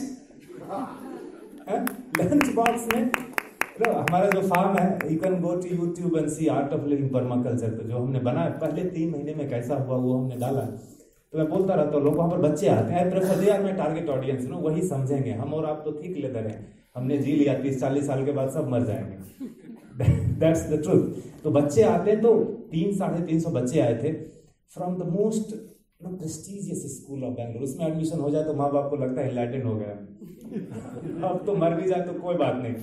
विद द प्रिंसिपल वो बच्चा है ना, 8th, 9th एंड 10th के बच्चे, क्वाइट ग्रोन अप. और पूरा जब बातें की मैंने यही सब गुड़ गोबर, तो लंच का समय हुआ तो बोला kids please wait, I will get you lunch from the kitchen. हमारा जो किचन है आश्रम का, that's one of the mega kitchen of the world. देख सकते हैं इसमें नेट जियो में. 100 kg plus minus salt we cook a day on a normal day, तो आप परमिटेशन कॉम्बिनेशन लगा सकते हैं. लाइक शिवरात्रि अभी 1 लाख से ज़्यादा लोग आएंगे टुमारो. सो तो बच्चे बोलते नहीं uncle we have got our lunch. क्या लाया? तो खोल के सब मुझे ऐसे दिन आप टेस्ट करो. Kurkure, chips, biscuit, mixture, noodles, Maggie's. 90% of the lunch boxes were with that. तो प्रिंसिपल बैठी थी, मैं देख के पता नहीं चला, मैंने ऐसे पूछा कोई टीचर है यहाँ? तो she came and when I asked, तो उन्होंने बोला कि this is the regular phenomena. इनके माँ बाप ने नौकरों को भी कार दे के रखा है, लेकिन बच्चों के लिए खाना बनाने का टाइम नहीं है. ये जो सर्कस सुबह से शाम का 9 to 6 का सर्कस है, उसका करोगे क्या? आप समझ पा रहे हैं the gravity of the situation? आपको भी और हमको भी अगर पिताजी ने चॉकलेट ठूसा होता और कुरकुरे खिलाए होते तो बैठ पाते क्या? अपने घुटनों पर खड़े हो पाते क्या? आप परिवार बना पाते क्या? आप जिम्मेदारियां उठा सकते क्या? फिर बाप बेटे से ही क्या दुश्मनी आ गई? इतना चॉकलेट ठूसते हैं कि 5 साल में बच्चे के सारे दांत सड़ गए. बोलते चॉकलेट ज्यादा खाता है, बेवकूफ पैदा हुआ तो दूध पी रहा था. चॉकलेट तुमने खिलाया इसको, और इसको दोष देते. और अपने बेटे से नहीं मन बना तो पड़ोसी को भी देते हैं. हाँ ना, रिटर्न गिफ्ट चॉकलेट ले लो. तुम्हारे दांत बचे क्यों? तुमने चॉकलेट नहीं खाया, बच्चे का भी बचने दो ना. होता नहीं होता ऐसा? हमारे घर की भी यही कहानी है. हमारा गांव जाने के लिए आपको 7 किलोमीटर पैदल चलना पड़ेगा बिहार में. एटलीस्ट 2 साल पहले तक वैसा ही था. हमारे भतीजे भी उसी मोड में. पिताजी को बोलता हूं तो बोलते दुनिया ऐसे ही करते, तुम भाषण देते हो. तो ठीक है, मत सुनो. नहीं, रॉय यूनिवर्सिटी करके एयरपोर्ट के पास है बेंगलोर में, 300 या 250 एग्रीकल्चर पीएचडी के बच्चे आए फार्म ट्रिप के लिए हमारा. उनसे मैं बात कर रहा था. After the lunch in 20 minutes सबको खड़ा कर दिया अपने खेत में, और मैं कुर्सी पर खड़ा हो गया so that I could see everyone. 20 minute के अंदर 2 बच्चियां बेहोश हो गई. And was not top of summer like now. Bangalore में 38-40 डिग्री अभी जा रहा है, ऐसा नहीं था. अब जो एग्रीकल्चर में पीएचडी कर रहे हैं वो 20 मिनट खड़े नहीं हो सकते शरीर पर, और हम और आप वेट कर रहे हैं लंच आ जाए. नहीं, आप समझ पा रहे हैं ना? वो खाना खा के आया, अब उनको 20 मिनट खड़े होने की शक्ति नहीं उनके टांग में. वो जाएंगे आपके पास आएंगे, we have done PhD in agriculture, can you give me a job? All this circus is running properly because भोजन की क्वालिटी अभी भी मेंटेन्ड है टू ग्रेट एक्सटेंट. क्योंकि जहां से भोजन आता है ना, धरती, उसको हमारे पूर्वजों ने माता बोला. अपनी माँ के बाद धरती को माता बोला. अपनी माँ की बहन को भी माँ नहीं कहते, मासी बोलते. नहीं, every language has a different word for the sister of the mother. उससे ज्यादा क्लोज तो कोई नहीं होगा ना माँ का. उसको माँ नहीं कहते, माँ धरती को कहते, माँ गाय को कहते, माँ अपनी माँ को कहते. और जब एक्शन में आता है तो रघुराम राजन का रिपोर्ट था कि खाली 17% पॉपुलेशन गांव में रहना चाहिए, बाकी सब आना चाहिए शहर. तो सरकार बोली नहीं, 17% इज टू लेस, तो 31 या 30% किया. तो शहर में किसको लाएंगे? आप बूढ़ों को लाएंगे क्या शहर में? आप चाहते हैं यंग, आपने माने ये सरकार की पॉलिसी है all over the globe. All the continent wise, the global pattern is, the rule is push the younger generation to the city. और मॉल में जाके भोजन खोजना. जबकि सिटी गांव में रह गया कौन? बूढ़ा, निरक्षर आदमी, इलिटरेट, शरीर से कमजोर, जिसने गूगल गुरु नहीं देखा, अभी भी रेडियो ट्यून करता है. वो उगाएगा और आप मॉल में जाके ढूंढेंगे is it organic? Where did you get it from? Stupid. भोजन कहां से आता नहीं पता. Where did you get it from? है ना ये. और इसको ऐसा एक मॉडल बना के, डेवलपमेंट मॉडल बना के चले जा रहे हैं. So I represent the majority community on this globe, farmers. वो हैं तो आप हैं. लेकिन मेरा एक दोस्त कलेक्टर बोलता है फार्मर. हमारा आपका भी यही एटीट्यूड है फार्मर्स को देख के. देगा कितना, उगाएगा कितना, इतने में कितना आएगा. लोग आते बोलते हैं अगर 10 एकड़ जमीन ले लिया और इतना इन्वेस्टमेंट किया तो कब रिटर्न आ जाएगा. मैं बोला ये गवर्नमेंट को जाके पूछना, फिक्स डिपॉजिट करते हो कितने साल में डबल होता है. म्यूचुअल फंड में डालते हो तो कितने दिन में होता है. शेयर मार्केट में डालते हो तो कितने दिन में होता है. वहां तो जल्दीबाजी नहीं है. खेत में आते लगता है फैक्ट्री में आ गए, आज डालो इधर से और कल निकल जाए. होता नहीं होता. अभी बहुत सारे software professionals, I also was there in that, till 2012 of April, till that date I was a corporate guy. मैंने भी देखा लोग फ्रस्ट्रेट होते जा रहे हैं, जब पैसे कमा लिए, शरीर गंवा दिया, तब जाते हैं फार्म खरीदने और वहां घर बनाते, बोलते हैं फार्म हाउस, 4 कुत्ते 2 सिक्योरिटी गार्ड और सारी फार्म की कमाई इन्हीं 6 जीवों को मेंटेन करने में चला जाता है। जब शरीर में जान नहीं रही तो फार्म में जाते हैं। बेवकूफ, थोड़ा पहले जाते तो ना कुत्ता रखना पड़ता ना गार्ड रखना पड़ता, है ना। तो अब 50% मोर एवरेज 45% हमारा वेस्ट में जा रहा है। तो व्हाट डू यू थिंक, हमको कुछ करना चाहिए नहीं करना चाहिए इसके लिए?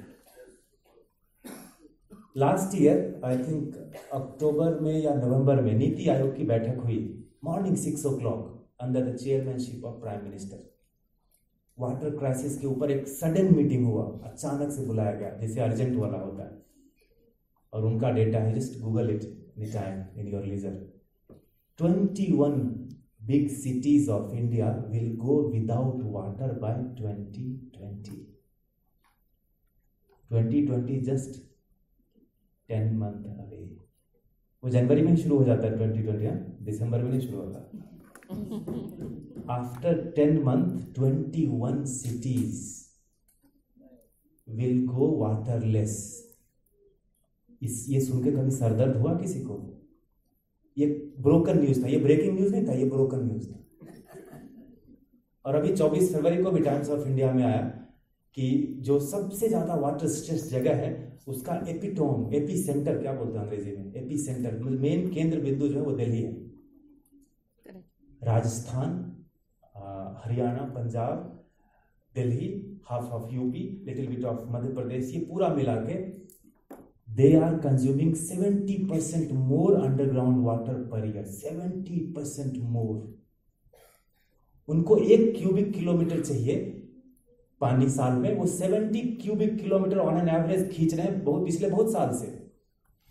और हम यहाँ बिल्डिंग बनाते नहीं थक रहे, 1-1.5 करोड़ की बिल्डिंग तो ऐसे बिक जाती है, एडवांस बुकिंग। क्यों? पूछते नहीं कि how deep is the water, हम वहां पूछते हैं how far is the water better. नहीं, जिस दिन पानी का अवेलेबिलिटी इसके बदले ऐसे चेक करने लगेंगे ना, घर बिकने बंद हो जाएंगे शहरों में। There is literally no water, but look at our plannings। कितनी बड़ी बड़ी गारंटी, क्षण भर का नहीं और प्लानिंग दुनिया भर का, जिंदगी भर का। क्या करेंगे ये सब करके?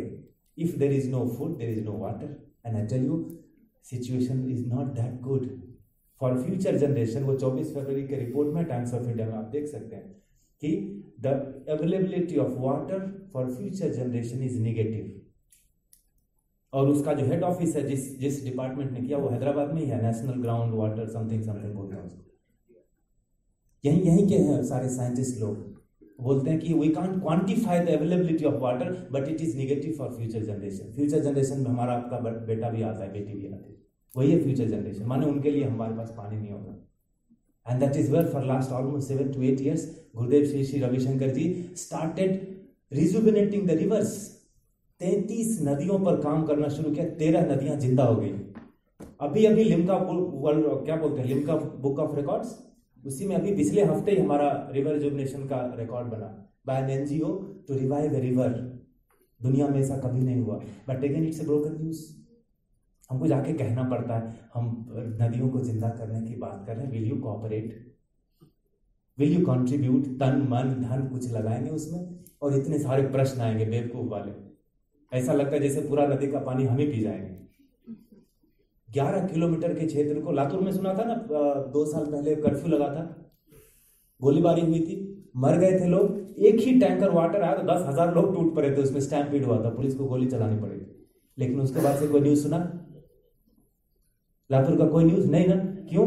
वहां की जो नदी है उसको उसी साल से लग गए with the support of locals and available corporates, not government, not that they didn't want to. ये पब्लिक मूवमेंट से काम होगा ऐसा गुरुदेव ने सोचा। आर्ट ऑफ लिविंग, सारे लोग लग गए। 8 crore was the budget. Can you guess कि वहां के 36 गांव के लोगों ने कितना पैसा दिया चंदा करके? एनी वाइल्ड गेस, मैक्सिमम क्या सोच सकते हैं आप? 36 गांव के लोगों ने चंदा करके कितना दिया होगा? हाँ, 8 crore was the project, 6 crore they give. Out of 8 crore they could give 6 crore. So almost 70 to 75%। माने क्या, आपके पास पैसा हो सकता है, पानी नहीं होगा। Yes no? गांव के लोगों के पास पैसा था तभी तो 6 करोड़ दिया। 6 crore 6 crore for you and me and for everyone. 6 crore है, कोई छोटा अमाउंट नहीं है। उनके पास पैसा था लेकिन पानी के लिए कर्फ्यू लगी, है ना? मैं खुद देखा, मैं जा रहा था नागपुर, तो ट्रेन में गर्मी का दिन था, kilometres together in bald place, कुछ नहीं दिखता, एक पेड़ नहीं। सडनली ट्रेन रुक जाता है एब्रप्टली, और बच्चे, बूढ़े, महिलाएं सब कपड़े नहीं ठीक से, 45 डिग्री वाला टेम्परेचर, घुसे और सीधा टॉयलेट में, वो एल्युमिनियम के बर्तन, और बच्चे जो थे एकदम नंगे, वैसे आके, अंकल मैं बॉटल ले लूँ क्या, ये बॉटल ले लूँ क्या? बॉटल तो फैशन हो गया ना, अभी आधा पिएंगे आधा छोड़ देंगे, है ना? वो बॉटल कलेक्ट के वहीं पी रहे थे, और टॉयलेट का पानी लेके पहले पिया और फिर भर भर के गए। तो लोग कंप्लेन कर रहे हैं टीटी को, यार ये कौन घुस गए, कोई डकैत? नहीं डकैत नहीं, ये नॉर्मल है, पानी यहाँ नहीं है। और दूर दूर तक दोनों तरफ कहीं कुछ नहीं दिख रहा था, एक पेड़ नहीं, एक घर नहीं। पता नहीं कितनी देर से लोग वहाँ वेट कर रहे थे 45 डिग्री टेम्परेचर में एक बूंद पानी के लिए। उनके लिए पानी का महत्व जो है वो हमारे लिए पानी का महत्व नहीं है। आई एम सॉरी, हमारे लिए पानी पानी है, जल नहीं है। जल क्या है पता है आपको? पूजा योग्य पानी को जल कहते हैं, पीने योग्य पानी को जल कहते हैं। वेद कहता है कि पानी में सारे दुर्गुणों को, शरीर के सारे दुर्गुणों को दूर करने की शक्ति होती है। वाटर थेरेपी गूगल करिएगा। But is water now a therapy? I was talking in, campus in IIT somewhere, and एक मैकेनिकल इंजीनियर बताया, भैया अभी जो आरओ सिस्टम है ना, रिवर्स ऑस्मोसिस, वो सुनते ही लगता है गंगा तो बरस गई उसी में से।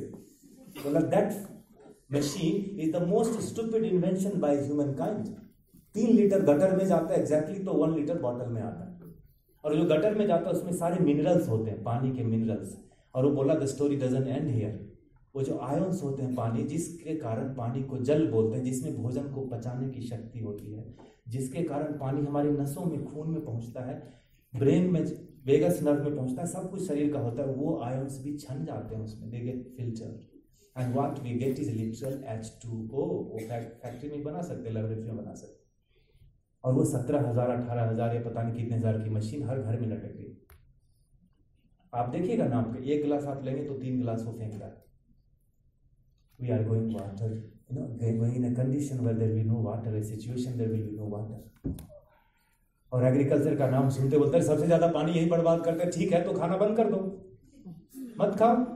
सारे बड़े बड़े डेटा दिखा देते हैं, 1 किलो चावल में इतना 1000 लीटर, तो 1 किलो गन्ना में इतना, तो बंद कर दो, चावल गन्ना सब बंद कर दो खाना। That's not the solution. The future of agriculture has to be sustainable. जो हमने लाखों साल से नहीं किया, वो पिछले 200 साल के इंडस्ट्रियलाइजेशन में कर दिया। वो है क्या? धरती को खराब करना। किया नहीं किया? और बिना इंडस्ट्री के मिलेनियम्स तक जीरिए लोग।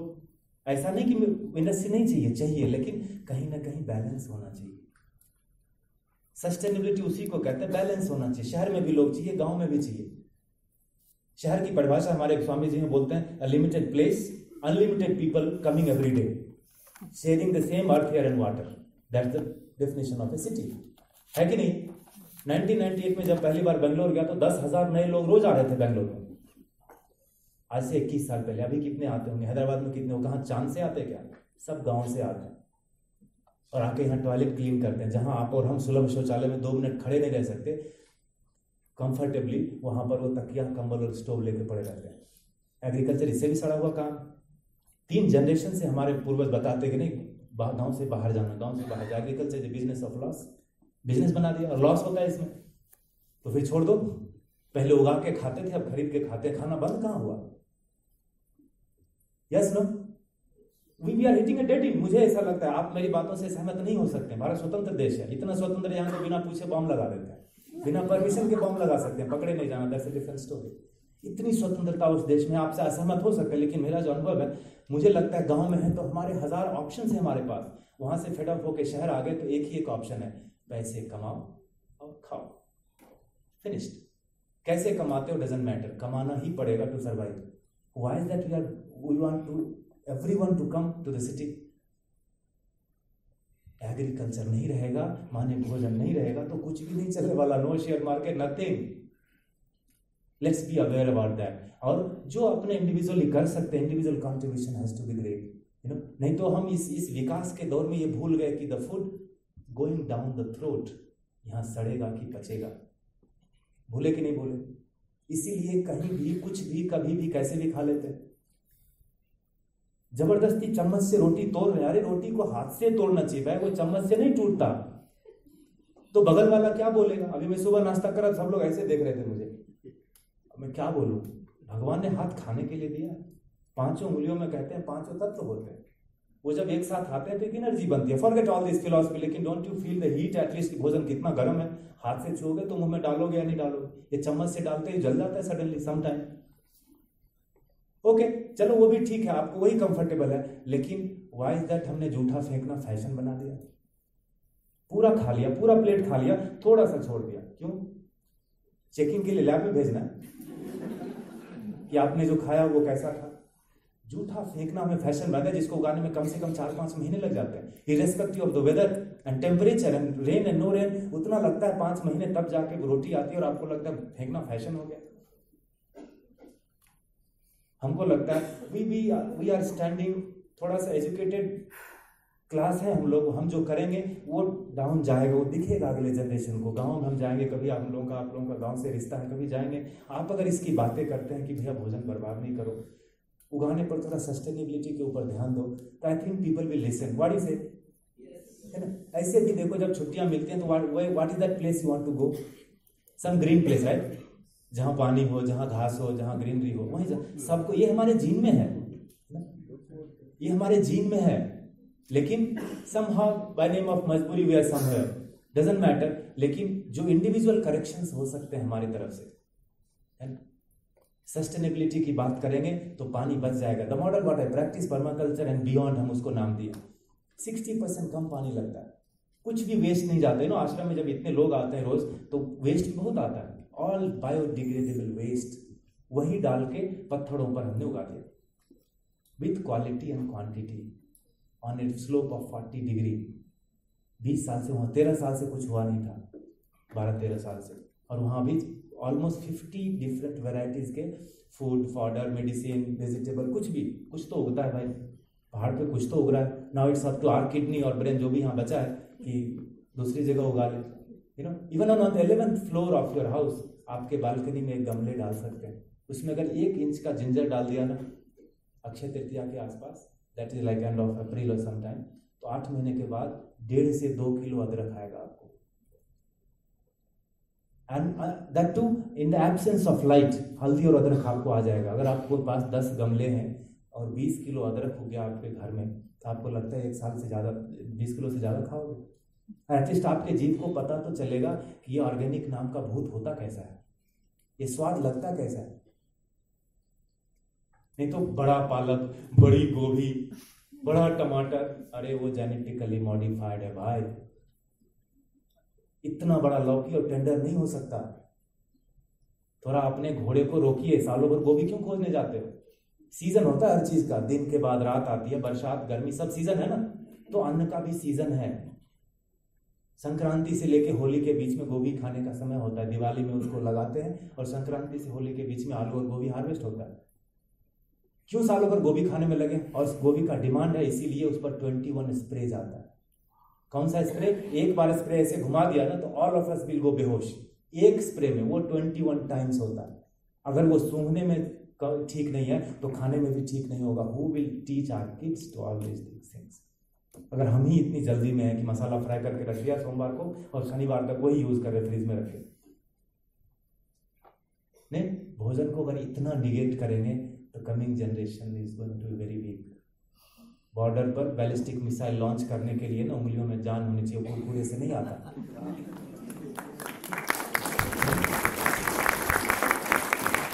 इसके लिए भोजन मिलना चाहिए, भोजन। Nothing else on this planet will turn in good blood.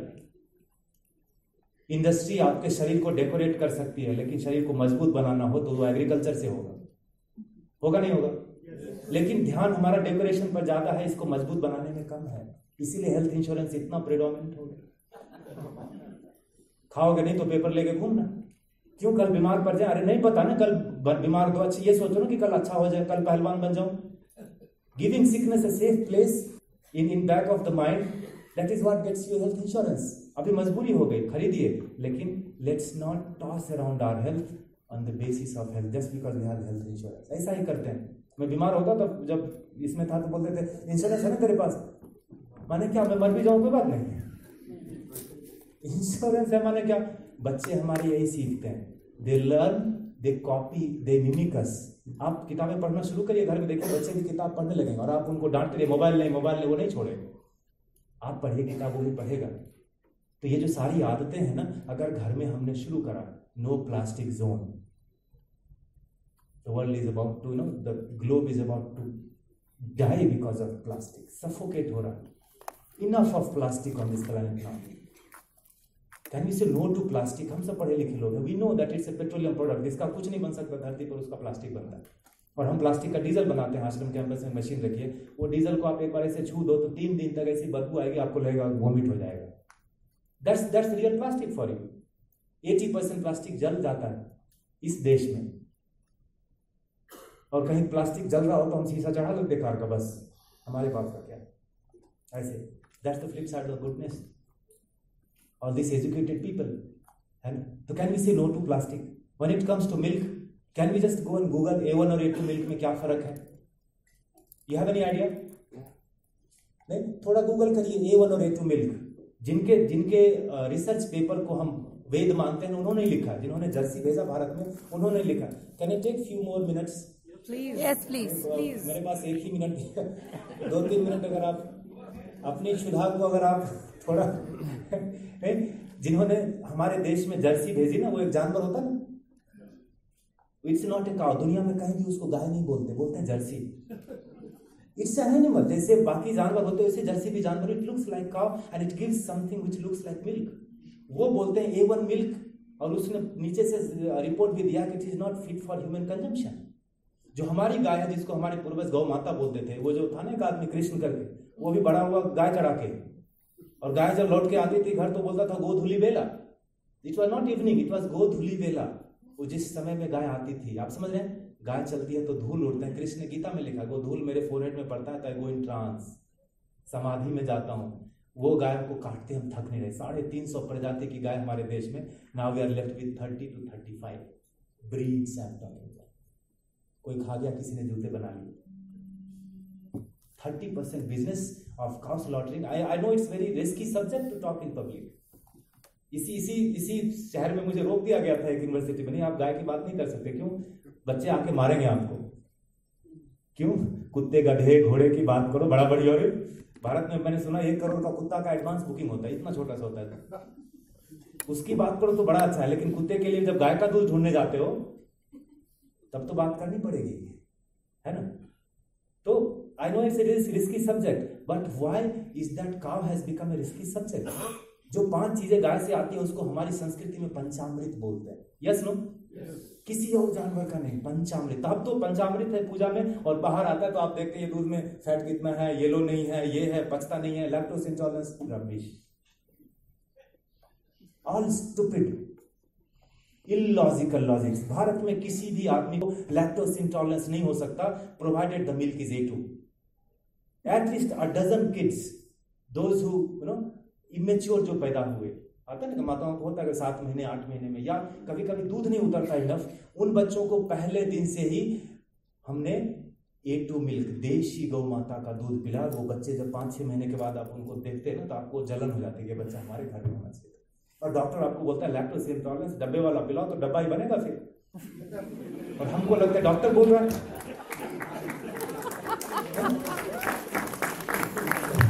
Doctor बोल रहा है भाई, खुद तो वो जाके गौमूत्र पिताई ना. एक हॉस्पिटल है, नारायण विद्यालय हॉस्पिटल, बेंगलोर में, जानते होंगे आप. उसके जो बैचलर डॉक्टर्स का हॉस्टल है, उस हॉस्टल के बगल में नेबरिंग लैंड में हमारे एक दोस्त ने 20-22 गाय रखी. और वो बोलता है कि सुबह सुबह सारे डॉक्टर्स, बैचलर डॉक्टर्स 2 मग्गा लेके आते हैं. एक में 1 पैक गौमूत्र लेते हैं फ्रेश वाला, एक में दूध लेते हैं. गौमूत्र वहीं पी जाते हैं और दूध को ले जाते हैं एंड दे ड्रिंक, और पूरा दिन क्रोसिन प्रिस्क्राइब करते हैं. They are doing what they are supposed to. लेकिन एज ए कंज्यूमर हमने क्या किया? हमने क्यों अपनी समझदारी को ताक पे रख दिया? नहीं, जो लिखा रहेगा कहते हैं पतंजलि भी कहते हैं प्रमाण के लिए 3 चीज, ये प्रत्यक्ष, अनुमान और आगमा, माने जो लिखा हुआ। लिख के आ गया तो एकदम अमृत है? अरे नहीं है, तो आपके हाथ में गूगल घूमता है, आपके हाथ में, थोड़ा देख तो लो। हमारे घर में 4 जर्सी इतनी बड़ी बड़ी 5 से 6 फीट की, चारों गाय मिला के वो जो जानवर था 125 लीटर दूध रोज का।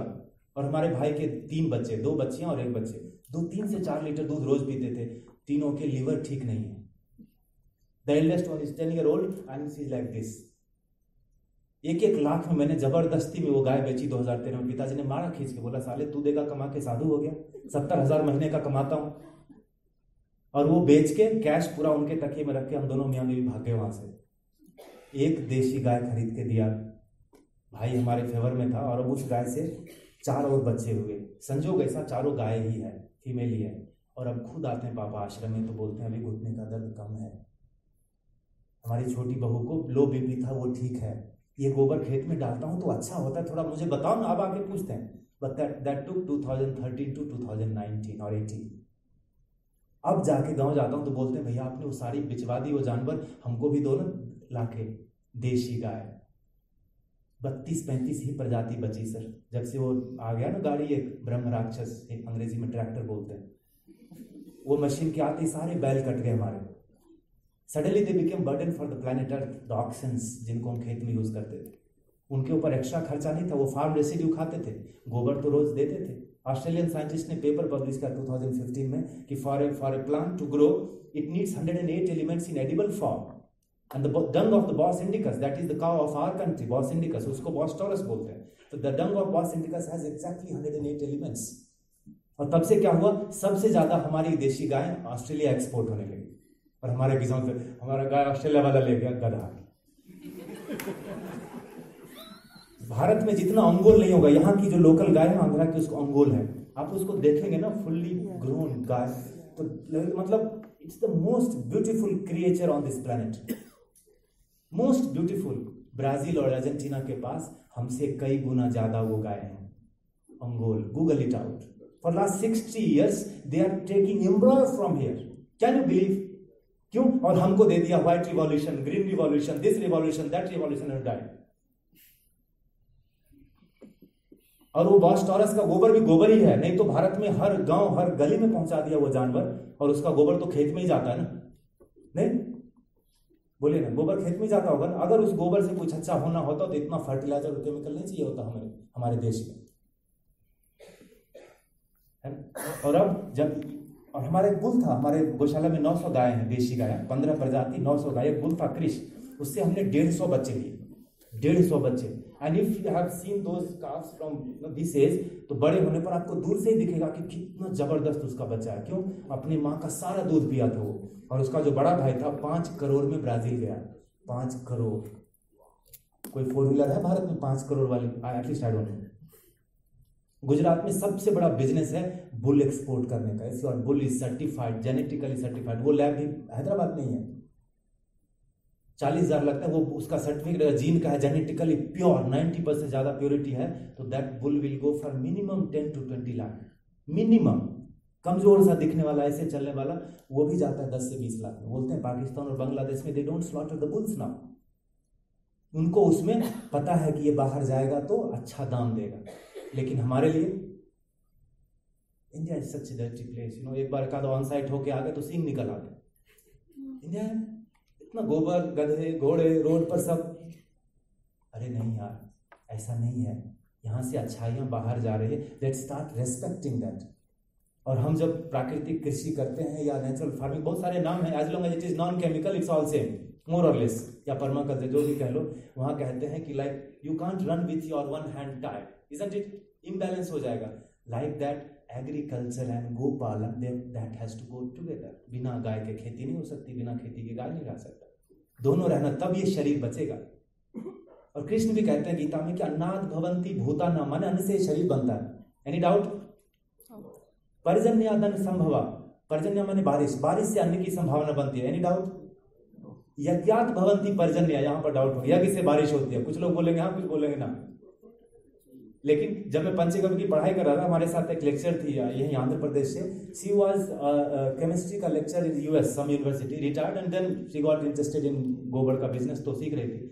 तो हमने जब सूखा गोबर जलाया तो हमारे टीचर ने बोला कि इसमें ऑक्सीजन होता है ज्यादा, इसीलिए यज्ञ में ये यूज होता था। बोली I can't believe, I will bring the machine, I have that, will check the smoke, what is there in that smoke. She got the machine, और हमने जलाया सूखा देसी गाय का गोबर और उसको मशीन होने लगा। Before telling the result she started crying. बोला क्या हुआ? You know the whole life I spent in teaching and learning that oxygen doesn't stay in solid form, it's always liquid or gas, isn't it? लेकिन here I see 47.6% of oxygen in a गोबर, सूखे गोबर। I don't know that कुछ machine भी होता है check करने का। Who cares? as long as गोबर डालने से कुछ अच्छा उग रहा है, who cares?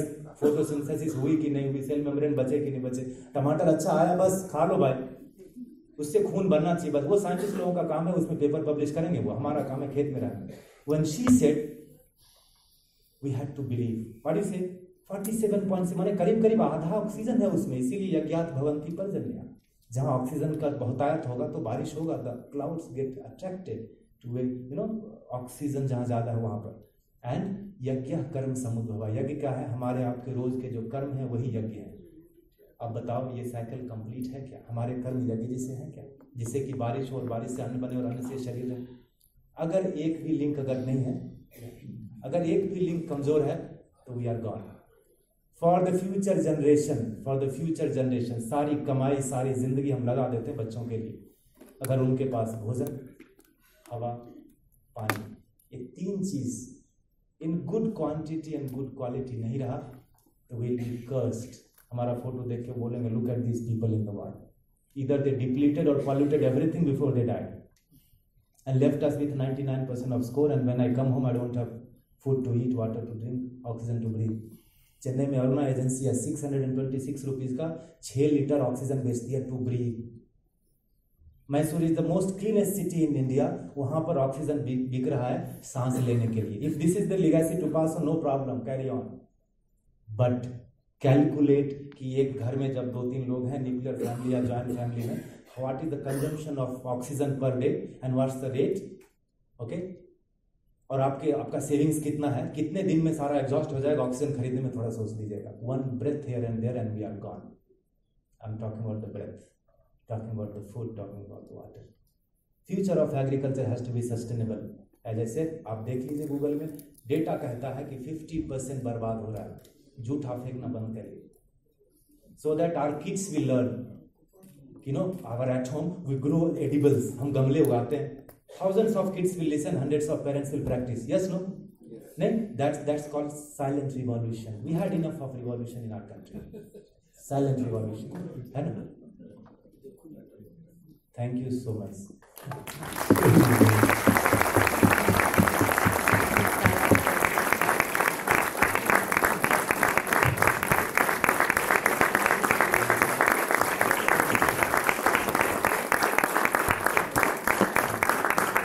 Any questions?